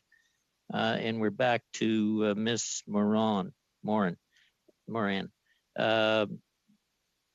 Well, we're only dealing with two clauses here, 250 and 251, so can we see them together? Agreed? Okay, on clause 250, 251, Ms. Moran or whoever is with you. I see Mr. Cadeau. So this relates to the federal income support for parents of murdered and missing children program, which was replaced in 2018 by the Canadian Benefit for Parents of Young Victims of Crime. So what these two clauses do is it amends the sections of the Canada Labor Code to align the eligibility for the leave related to death or disappearance of a child as a result of a probable criminal code offense. The leave with the improved eligibility criteria for the Canadian Benefit for Parents of Young Victims of Crime. And so what follows are a series of sub-amendments that do just that. So looking at subclause 1, It replaces the definition of child to specify that a child refers to a person who's under 25 years of age. This amendment extends eligibility for the leave to parents of children who are between 18 and 24 years of age. And again, it's all about aligning with that recent change to expand eligibility for the benefit to parents of children under 25. It also replaces the definition of parent to more clearly delineate persons who are eligible to take the leave. So specifically, it simplifies the language around what parent with respect to a child means, specifies that a curator to the person of the child in Quebec, so that's someone that's legally responsible for the affairs of an incapacitated person over 18, that is considered a parent under this section and includes persons prescribed by regulations. It also ensures that the definition of parent includes a person who has decision-making responsibility in respect of the child. Moving to subclause 2, it would increase the maximum length of leave from 52 weeks to 104 weeks for an employee who's the parent of a child who has probably disappeared as a result of a crime. It also amends the code to specify that an employee is also ineligible to take a leave of absence if the child was 14 years of age or over at the time of the crime, and it is probable, considering the circumstances, that the child was a party to the crime. Again, this amendment is consistent with the change to the benefit that prevents parents from receiving the benefit if their children were over the age of 14 and were a probable party to the crime. Subclause 3 specifies that the period during which an employee may take a leave of absence ends 104 weeks after the day on which a disappearance occurs. Subclause 4, it specifies that the period during which an employee who's the parent of a child who has disappeared may take a leave of absence ends 14 days after the day on which the child is found, if the child is found within the 104-week period, but no later than the end of the 104-week period. Subsection 5 would increase the aggregate amount of leave that may be taken by employees in respect to the disappearance of the same child or children who disappeared in the same event from 52 to 104 weeks. And finally, just going to clause 251, this is a consequential amendment and it relates to the section of the code that deals with victims of family violence. And what it does is it ensures that the definition of parent, as amended in the previous clause I just described in this bill, is also applied with respect to the leave for victims of family violence. The clause also specifies that a child with respect to the leave for victims of family violence refers to a person who is under 18 years of age. Thank you. Okay, thank you. I see no questions. It was explained previously as well. Ms. Jansen. I'm just wondering, why is the death of a natural child only given 3 days bereavement, and this is 104? What's the logic behind that? What I would say is that the purpose behind this one is to really just align the leave associated with the benefit for the children, for the Canadian benefit for parents of young victims of crime, and it's to ensure that job protected leave is available for people availing themselves of that benefit. And is there a reason why there's difference in definition about the age of the child? Like under 25 as opposed to under 18? Yes, and in fact, that goes back to a 2017 report from the Federal Ombudsman for Victims of Crime that found that one of the most common reasons that applications for the benefit were denied was because the victim was over the age of 18. So that's why they decided to extend it for the purposes of applying to the benefit, and in turn, we extended the leave to be able to match what's happening with the benefit. Okay, Mr. Julian. I apologize, Mr. Chair. I was in the House of Commons, and I understand from a couple of my colleagues that we have bounded ahead quite remarkably. So I was hoping that you could, my leader, of course, was giving his speech, and there were some procedural issues. If you could give me a quick update on consideration of clause by clause. We are on division 24, dealing jointly with clauses 250 and 251. And we are at page 278 in the bill. Thank you very much. Now, I believe that you had gone to NDP 10. Yeah, and there was no mover, so we moved on. May I ask for unanimous consent to come back briefly to that? You can, but could we finish with Ms. Moran here, and then we'll give you that opportunity? Thank you. One of the difficulties is we did vote on that section that your amendment is to, but in any event, okay. On clauses 250, 251, shall those clauses carry on division? On division. On division. All right, Mr. Julian, you're asking for unanimous consent to go back to and I'm ahead of myself here.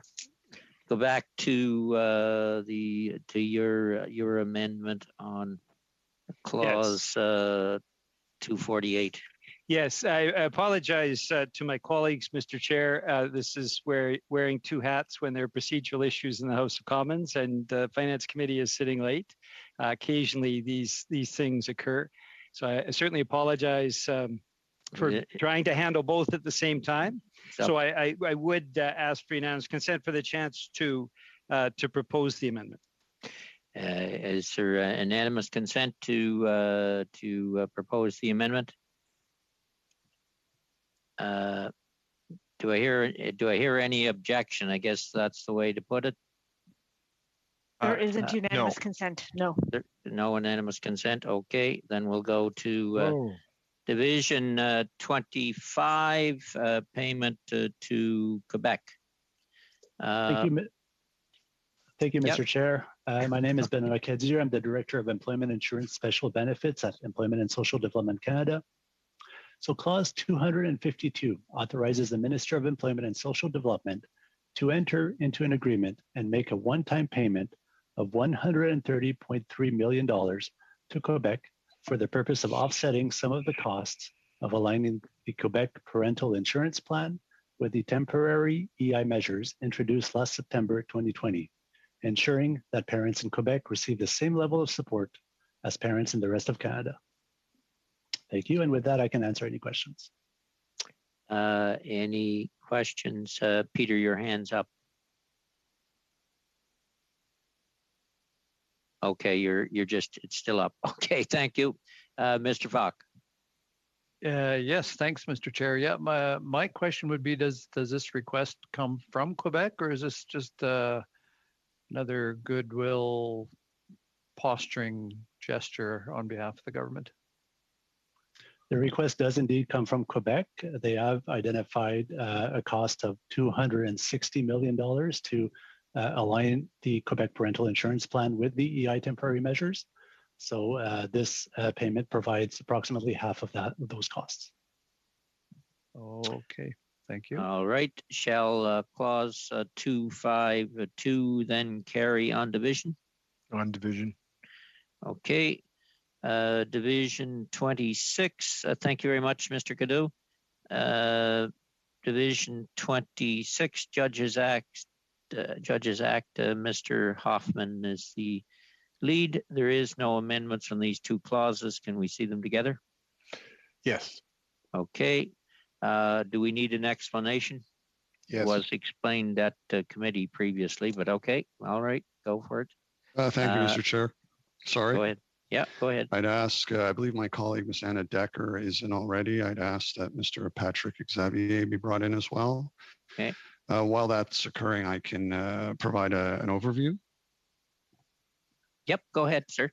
Thank you. As we've said before, Clause 253 amends the Judges Act to stop the accrual of a pensionable service for a judge who's the subject of a report regarding removal from office issued by the Canadian Judicial Council. I think what we've said before is that this is being proposed by the government because there have been concerns raised publicly, concerns of confidence in the process, namely that judges who may be the subject of such reports continue to collect pensionable service. So this will prevent that from occurring. Also, If a judge is the subject of a report for removal from office, but that is not accepted by the Minister of Justice, by this House or the Senate, then things carry on. The pension continues to accrue. Excuse me, it's a bit late in the evening for me.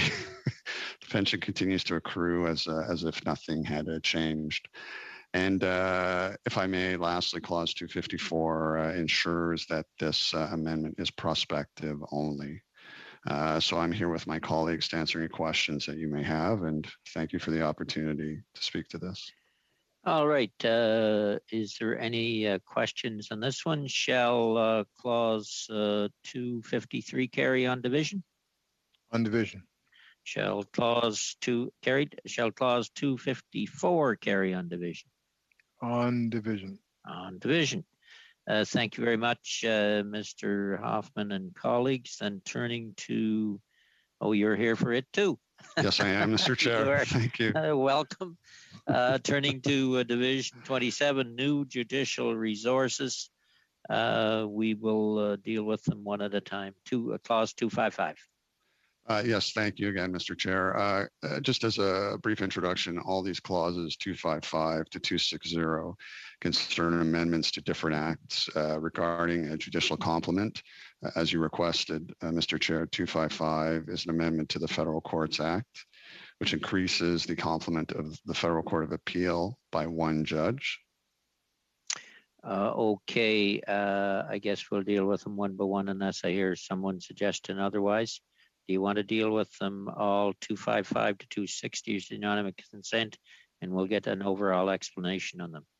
We okay with that? That's fine. Okay. So just explain the rest of them, Mr. Hoffman, and we'll handle them all together. Thank you, Mr. Chair, and thank you, Mr. Fast. 256 amends the Superior Court of Justice, the Judges Act again, excuse me, to add complement to the Ontario Superior Court of Justice by 5 judges. Clause 257 amends the Judges Act to increase the complement to the Supreme Court of British Columbia by 2 judges. Clause 258 amends the Judges Act again to increase the complement of the Queen's Bench for Saskatchewan by 2 judges. Clause 259 amends the Judges Act again to authorize the appointment of a new Associate Chief Justice for the Supreme Court of Newfoundland and Labrador. And finally, Clause 260 amends the Tax Court of Canada Act to increase the judicial complement of that court by 2 judges. Okay, and I believe Mr. Fast has a question. Yeah, I was just wondering, what metrics did you use to determine that these additional resources were necessary? So if I can, Mr. Fast, I'll answer your question, but I have my colleague, Ms. Decker here, who I would say is a subject matter expert. But essentially, Mr. Fast, the way the process works is our department, the Department of Justice, sends out what I'll call a call letter to the jurisdictions. And it's part of what we call a standardized process. We ask the jurisdictions to provide us with their requests for the upcoming year in terms of judicial complement. So in that regard, we identify some criteria, if I can, things like caseloads and other factors. But really, Mr. Fast, it's wholly within the purview of the provinces of the courts to provide us whatever information they believe is necessary to support their business cases. When we receive that information, we, I think I can say, work closely with them to ensure that they essentially put their best foot forward, or we try to identify any gaps in information that we feel may be there. After we receive that information, assess it, work with the PTs, we in my section prepare legal advice that we pass on to the minister, and then the minister and his officials take that and make decisions which we're not privy to at all in terms of what complement should be provided to these courts based on their asks. I don't know if that's enough for you, Mr. Fast, but I could ask my colleague, Ms. Decker, to add in if you'd like to hear anything more. How are you on that, Ed? Yeah, you know, Okay. that was pretty good, but I did want to hear from Ms. Decker very briefly. Ms. Decker. Thank you, Mr. Fast. Thank you, Mr. Chair. I can add just a little bit more because the provinces and territories and the courts themselves are managing their own affairs. There's not always a completely common element. So we, as Mr. Huffman said, we do work with them to ask them for whatever information they are able to provide, understanding that they don't necessarily have a standardized approach across all of Canada. So it would be cases that are coming in, trends in new cases broken into categories, trends in the patterns of workflow. Sometimes we can look at things like the number of days that something is taking, whether there are self-represented litigants that sometimes have the effect of extending a process, or if there are various complicated matters that have arisen. So those are the sorts of details that we try to look at with the participating jurisdiction. Thank you. That's very thorough. And I have a question from Ms. Jansen. I'm just wondering, is there any comparatives between the different provinces and their needs? Like, is everybody equal, or do some get to go slower than others or faster than, like, how does that work? Is there a requirement for everybody to be able to achieve similar results with the same amount of judges? We try to approach it on an individual basis. So there is no fixed formula for determining a court's judicial complement. And that is because the jurisdictions, the courts themselves are responsible for the administration of justice. So the rules, for example, of court and civil matters are not identical across the board. So each request is considered separately on its merits and without comparing one jurisdiction to the other. That said, we do keep in mind, for example, that there are, in criminal matters, we know that the Supreme Court has spoken to what presumptive timelines should apply. So those, for example, do help us in guide what should be expected. And we'll not get into presumptive timelines. That'd be a long discussion, but they're very, very slow, if you ask me. But you're not asking me. So shall clauses 255 to 260 carry on division? On division. On division. Thank you, and thank you both, Ms. Decker, Mr. Hoffman. Turning then to Part 4, Division 28, National Research Council Act, and that's on page 282 of the bill. And Mr. Scott, I believe we should be able to see these two clauses together, 261 and 262. Go ahead. Thank you, Mr. Chair. Good evening. So Clause 261 is a proposed amendment to provide the National Research Council with the ability to incorporate and stand up arm's length entities, such as not-for-profit organizations. Under this amendment, the NRC would be able to establish special purpose collaboration models that increase and deepen linkages between NRC researchers, academics, and the private sector. The NRC's new Biologics Manufacturing Center facility, which will be operated through a public-private partnership over the longer term, is an example of where a new collaboration model could be used. Okay, any questions? Mr. Fast. Yes, I understood this biomanufacturing facility was going to be producing COVID-19 vaccines. Is that correct? Thank you for the question. Yes, it is. It's that's also the subject of the next clause as well, Mr. Chair. Okay. We're doing them together, so we're doing them together. So go ahead, Mr. Scott. Okay. So Clause 262 is a proposed amendment to enable the National Research Council to manufacture and produce medical products, such as vaccines, on a larger scale to respond to pandemics and other public health needs. Currently, the NRC is authorized to produce medical products on a smaller scale for things like clinical trials and experiments. This new authority would provide the NRC with the ability to manufacture vaccines at a larger scale once the new Biologics Manufacturing Center at the Royalmount campus in Montreal receives regulatory approval by Health Canada.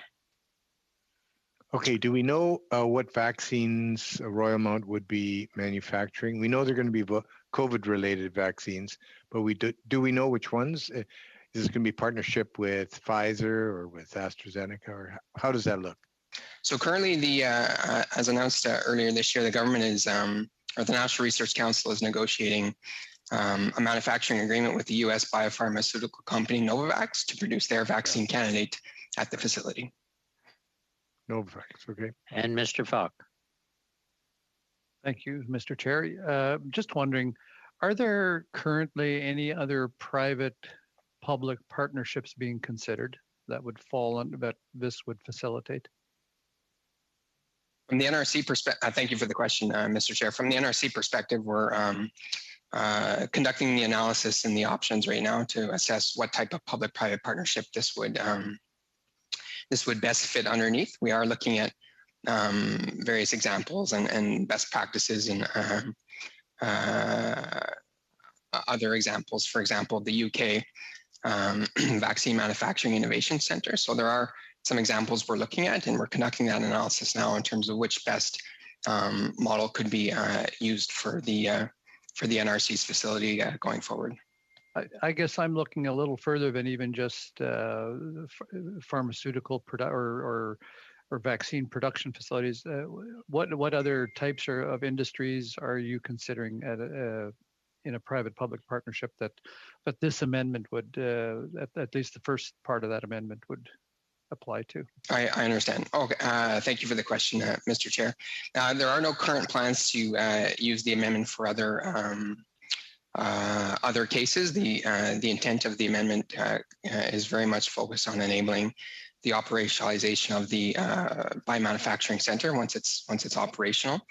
The member is correct that it would be a tool in the toolkit for future use by the National Research Council, but there are no current plans to use it in another fashion. But if it were to be used further, it would still require ministerial approval at the very least, but it wouldn't necessarily require parliamentary approval. Thank you for the question. In the legislation, it's prescribed that every use of the authority to stand up a new entity requires governor and council approval. So the government of the day would need to approve the stand up of a corporation once a proposal was put forward. Ms. Jensen. Thank you. Yeah, so I asked a number of questions about this previously, and I just wanted to ask again, maybe you've had more time to kind of think about it.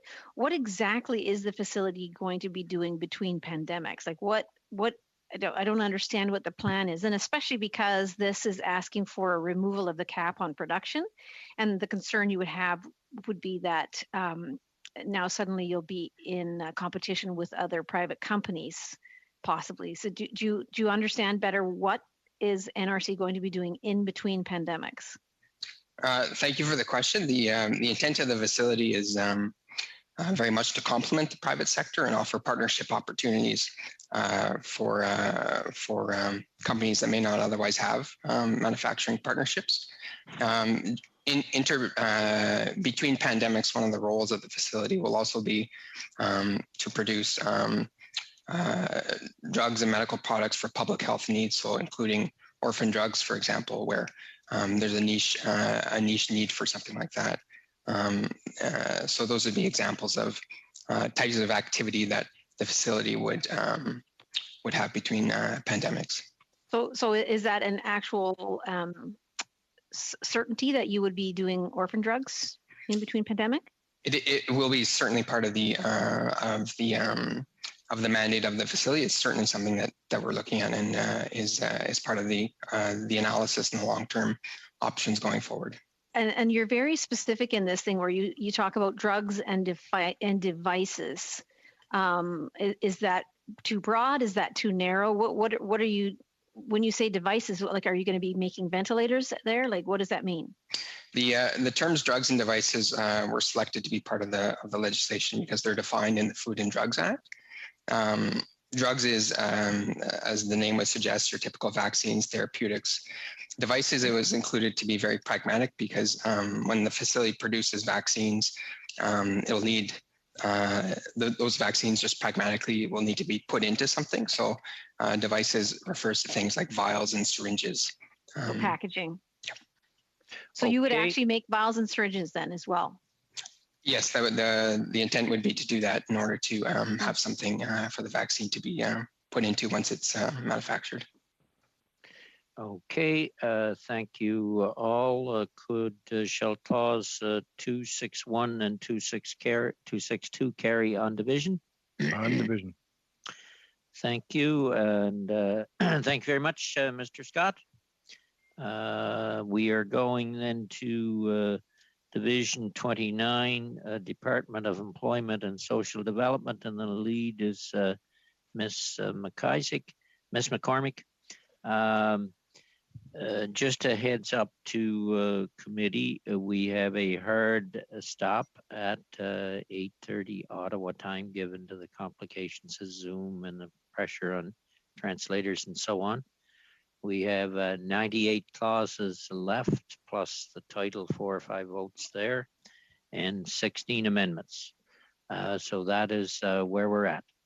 In any event, clause 263, Ms. McCormick, if you want to explain that, then we have quite a number of amendments on clause 264. We had one on 264. 263. Thank you, Mr. Chair. So this proposal is an amendment to the Department of Employment and Social Development Act to authorize the Minister of Labor to collect the social insurance number.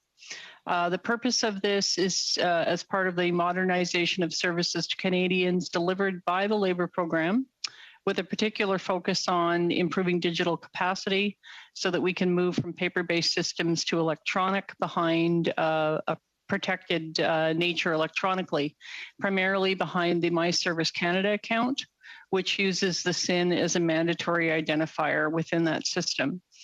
So these services are for our federally regulated employers and employees to file reports of a protected nature. Upon enforcement of this, we will not be collecting the SIN until, in fact, privacy impact assessments are done, so that to ensure that people's personal information is fully protected. Happy to take any questions. Okay, shall pretty straightforward, I believe. Shall clause 263 carry on division? On division. On division.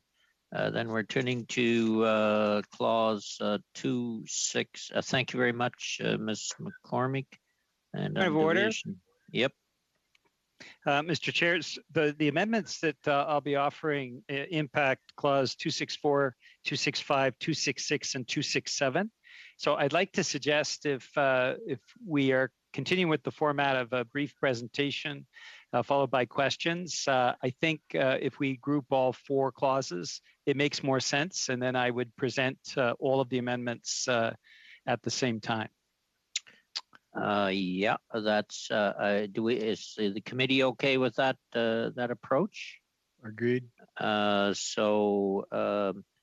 On clause 264, 265, so you're saying, Peter, clauses 264 to 267. Yeah. So could we have a brief overview from Ms. Damsbach? You'll have to pronounce your name for me. I'm awful, I know, but go ahead, Nina. You did a wonderful job. Damsbach, you nailed it.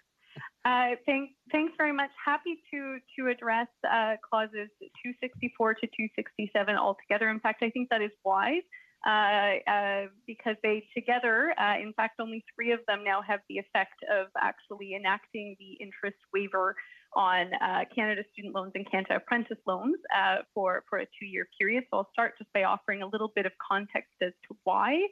I should explain that at the time of drafting these amendments, we actually needed to coordinate between 2 pieces of legislation. Members of this committee will recall that the interest waiver, a 1-year interest waiver, was actually announced in the fall economic statement in November 2020. Excusez-moi, point d'ordre, Monsieur le Président. Just hold on, Nina, for a minute. Les interprètes nous signalent que la qualité du son est difficile pour elles. The sound quality and the signal from Ms. Damsbach is quite difficult to comprehend. Interpreters are having difficulty picking you up. Do you want to give your mic a little test with the clerk there, Alexander? If you could test that mic and see if we can get better sound quality. Hello, Ms. Demspeak. If you go on the bottom left mute unmute button, there's an arrow pointing up. Do you see that? I do not, but that might be because I'm on an Apple tablet. Right, that's why. You were tapping your mic. Can you tap it again? Because we didn't hear anything. Indeed. Yeah, so it is selected because we could hear you tapping on the mic. It's a Bluetooth, not wired. And at this point, I was looking with the IT ambassador in the room. There's not much we can do, Mr. Chair, because usually we ask for a wired headset. Though I see that she has earbuds. Those usually work better than a Bluetooth. So perhaps if she tries that, Ms. Demsby. Why don't I switch? Make sure that you when you speak, you put the mic in front of your mouth, please. Will do. Just one moment as I plug it in.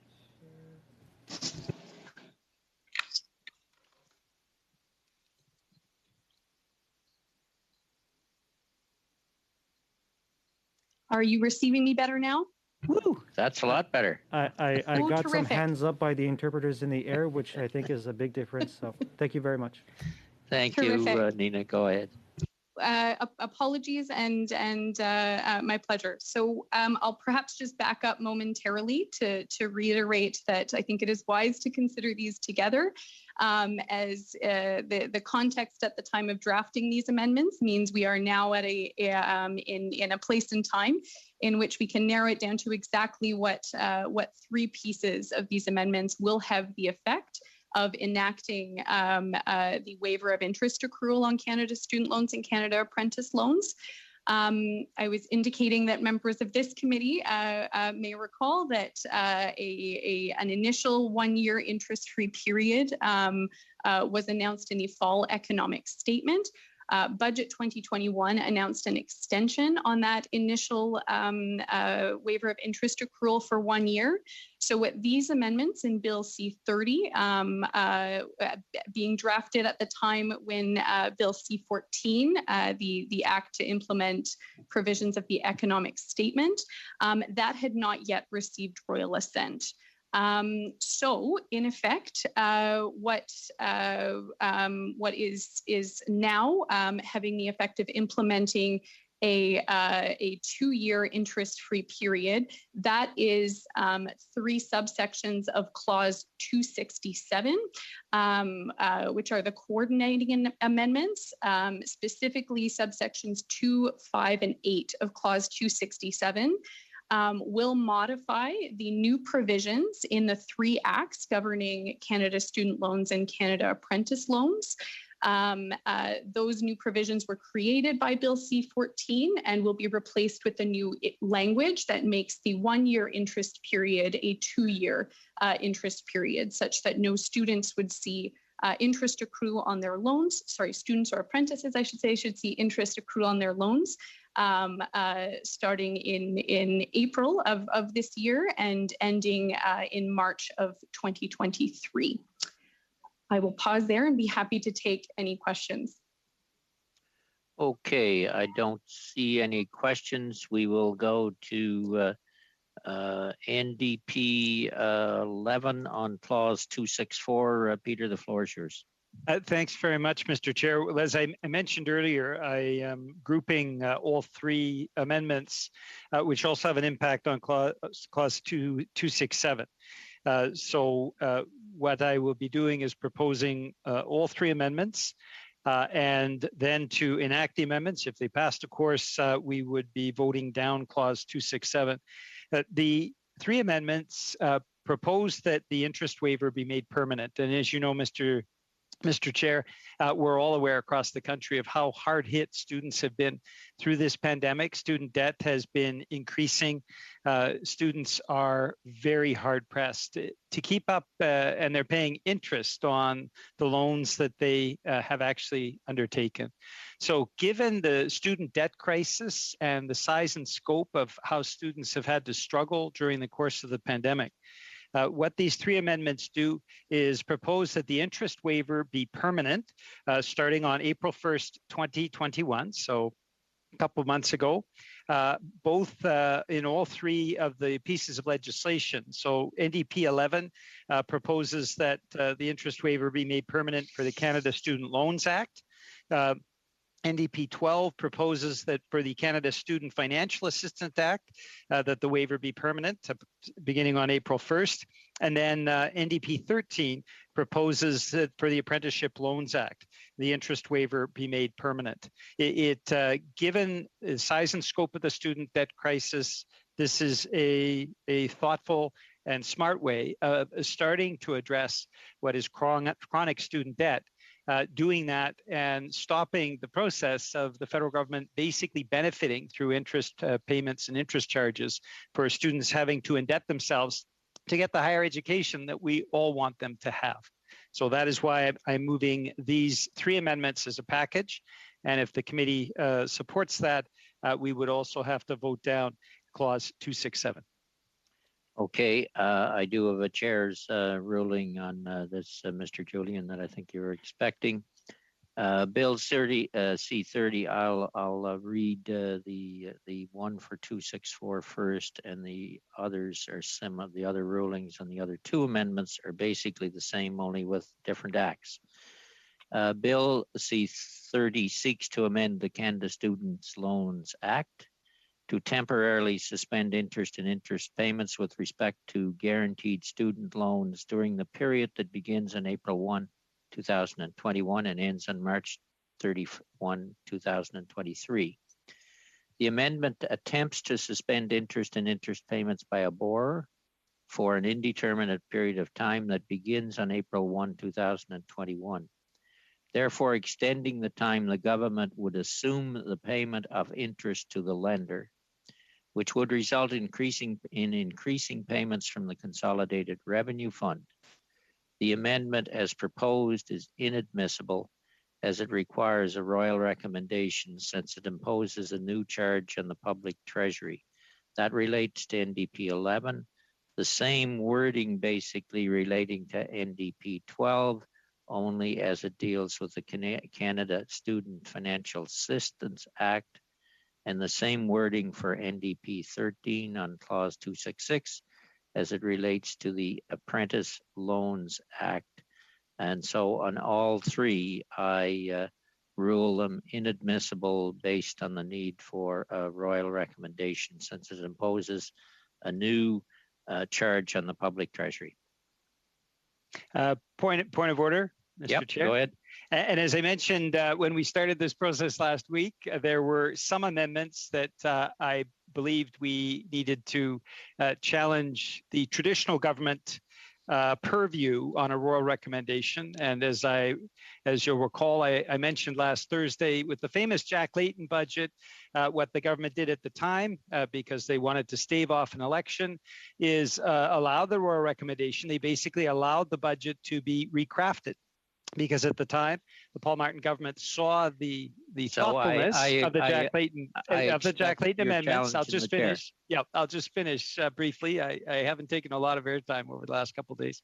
So given that is the historic ability of the Finance Committee, with the government being pressed to provide a royal recommendation, I will appeal your decision to the committee, and the committee can decide whether they choose to overrule your decision, ultimately adopt these amendments, and that of course increases pressure on the government to do the right thing and provide the royal recommendation. All right, so I will ask the clerk if you could poll the committee on the chair's ruling. Mr. Clerk, will go to a recorded vote. The question is, shall the decision of the chair be sustained? Ms. Derowitz? Yes. Mr. Fragiscatos? Yes. Mr. Fraser? Yes. Madame Koutrakis? Oui. Mr. McLeod? Yes. Mr. Falk? Yes. Mr. Fast? Yes. Ms. Jansen? Yes. Mr. Kelly? Yes. Monsieur Sainte-Marie? No. Mr. Julian? No. Yeas pour 9, 9. Nays contre 2, 2. All right, we will, the ruling is upheld. Then on clauses 264 through to 267, do they carry on division? Agreed? On division. On division. On division. Okay. Thank you very much, Ms. Damsbeck. Much appreciated. Turning then to Division 31, First Nations elections, only one clause to 268.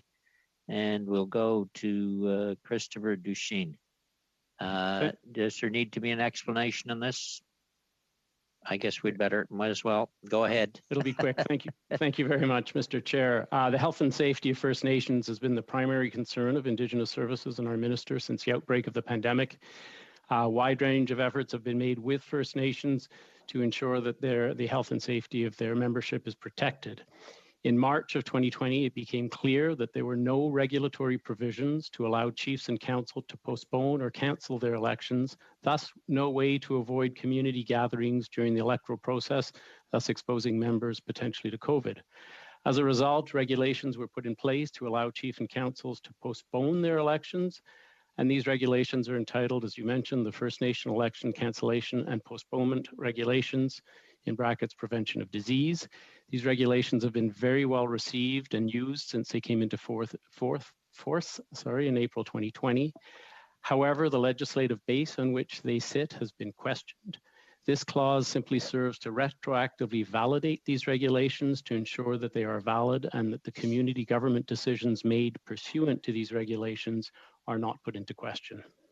Thank you very much. Thank you very much, Mr. Shane. And we're on page 286 of the bill for those that are following on the bill. Mr. Fast first, and then Ms. Jansen. I believe Ms. Jansen was first. You come up first. You were quicker to the switch. Okay, so Ms. all right. Jansen, if you okay, go ahead. I just want to ask: is this clause is it time limited, and it's focused on one particular regulatory measure that is effectively being fixed after the fact?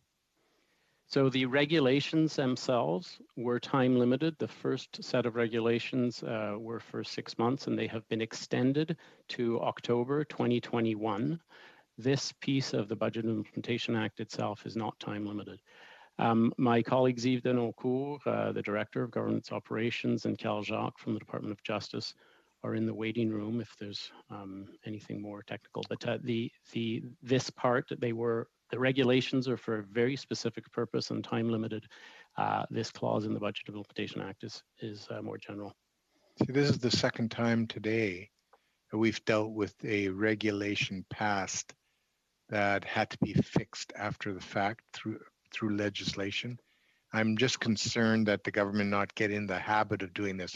I recognize these were emergent circumstances in which this happened. I understand it's probably justifiable, but this cannot be a practice that the government gets into.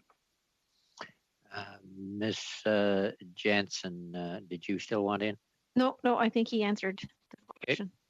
All right. Shall clause 268 carry on division? On division. Thank you very much. You want that in the minutes, Ed? Do you want that bold printed? No, not necessarily. Okay. All right. We'll go to Division 32. We'll start on it. And we have Ms. Underwood, I think, in to explain. Increase to old age security pension and payments. There's no amendments on clause 269 to 271, and then we have amendments after that. That's likely as far as we'll get.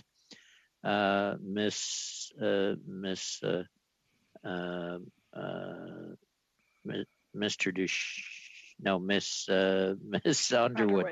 Yeah, I'm trying to look at too many papers here at once. Ms. Underwood, do you want to go to explain 269 to 271 if you could? And I think we'd probably agree to see them as one. Sure. Okay, ahead. So, Mr. Chair, I might just ask that Kevin Wagden is in the waiting room and he can help me if there's more technical questions. So perhaps he can be invited in while I start. Okay. So just before you do, Mr. Clerk, can you just check to see if it's okay if we go 3 minutes over? Because I don't want a thing to go dark when we're half done of this to 271. We will adjourn at 271. If you just check and give me a wave. Okay, go ahead. Terrific.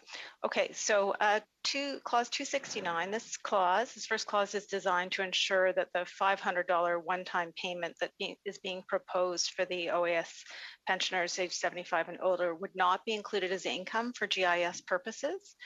The one-time payment would be considered as taxable income under the Income Tax Act, and that would normally count as income for GIS.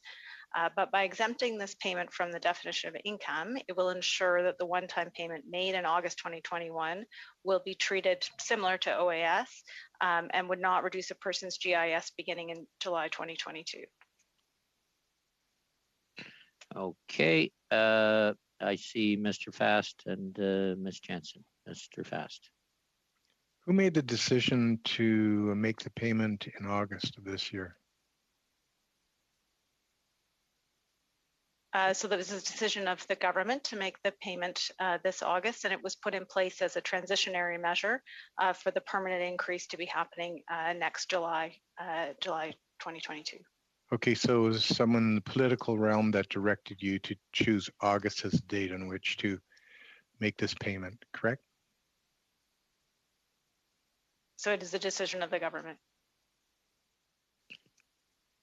You've been in cabinet, Ed. You know how that works. I certainly do. I understand politics as well. Does that answer your question, Ed? Yeah, of course it does. All right, Ms. Jensen. I'm just wondering, like, why would we want to set up a two-tiered system like this? Like, why are we treating seniors as junior seniors and senior seniors? Is this also a government decision? Was there some analysis put into this that it makes sense to split our seniors into a two-tier system? So, Mr. Chair, that's, as we've mentioned before, that the decision to make the payment for older seniors, for those 75 years of age and older, is because of the greater vulnerability of this population due to the fact that they're outliving their savings, higher risks of becoming widowers and widowers further away from time in the paid workforce. And so all of those circumstances put older seniors at higher risk and greater vulnerability. Mr. Julian. Thank you, Mr. Chair. I had two questions. What percentage of seniors are between the ages of 65 and 75? And what percentage of those seniors 65 to 75 have income that is below the poverty line? I'm just going to check and see if Kevin Wagden has been able to join as well. Yeah, I'm here, Kristen. Okay, go ahead, Kevin. So did you hear the question? If you could repeat it, actually, that would be wonderful. Yeah, it's to know the percentage of seniors who are age 65 to 75 in Canada and the percentage of seniors in that age group, 65 to 75, who have incomes at or below the poverty line. So I can't speak to how many have incomes at or below the poverty line. I do know that it's about 85% of seniors have incomes below $50,000 a year. And so the vast majority are below that figure, as I say, and lower than that. Let me just see if I can find, though, a good distribution between the 65 and 75 plus folks here.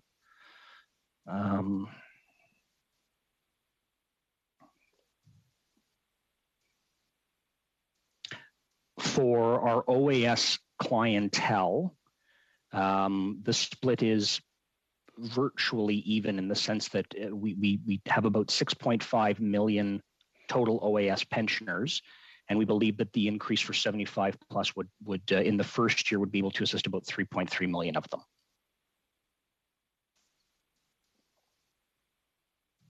Thank you. Okay, and I believe I have Mr. Kelly next and Ms. Jansen. You're muted. Sorry, on that, the answer to Ms. Jansen's question. I mean, any senior that lives to age 75 or an older age than that would always be more vulnerable to outliving their savings. That's just flows from the actual point of living that long.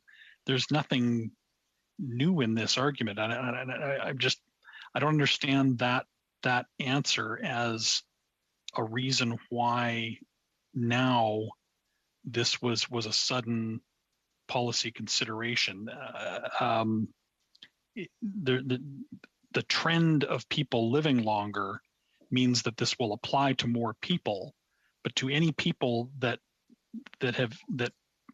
lived to 75 historically would have faced the same issue. So I still don't really understand the rationale around this, and maybe Tamara's point or others supporting seniors that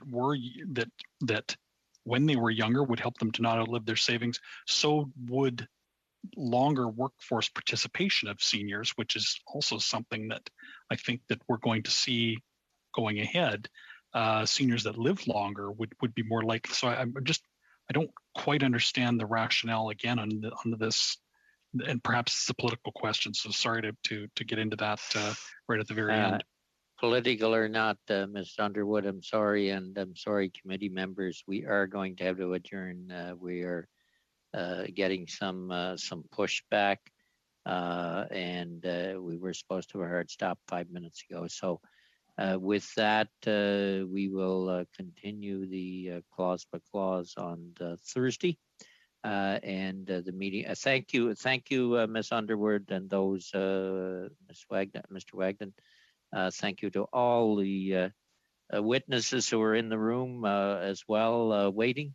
Thank you for your help and assistance tonight. It's very valuable to the committee. And thanks again to the translators for all their efforts. I know this is adding stress to their lives. There's no question about that. So with that, meeting adjourned.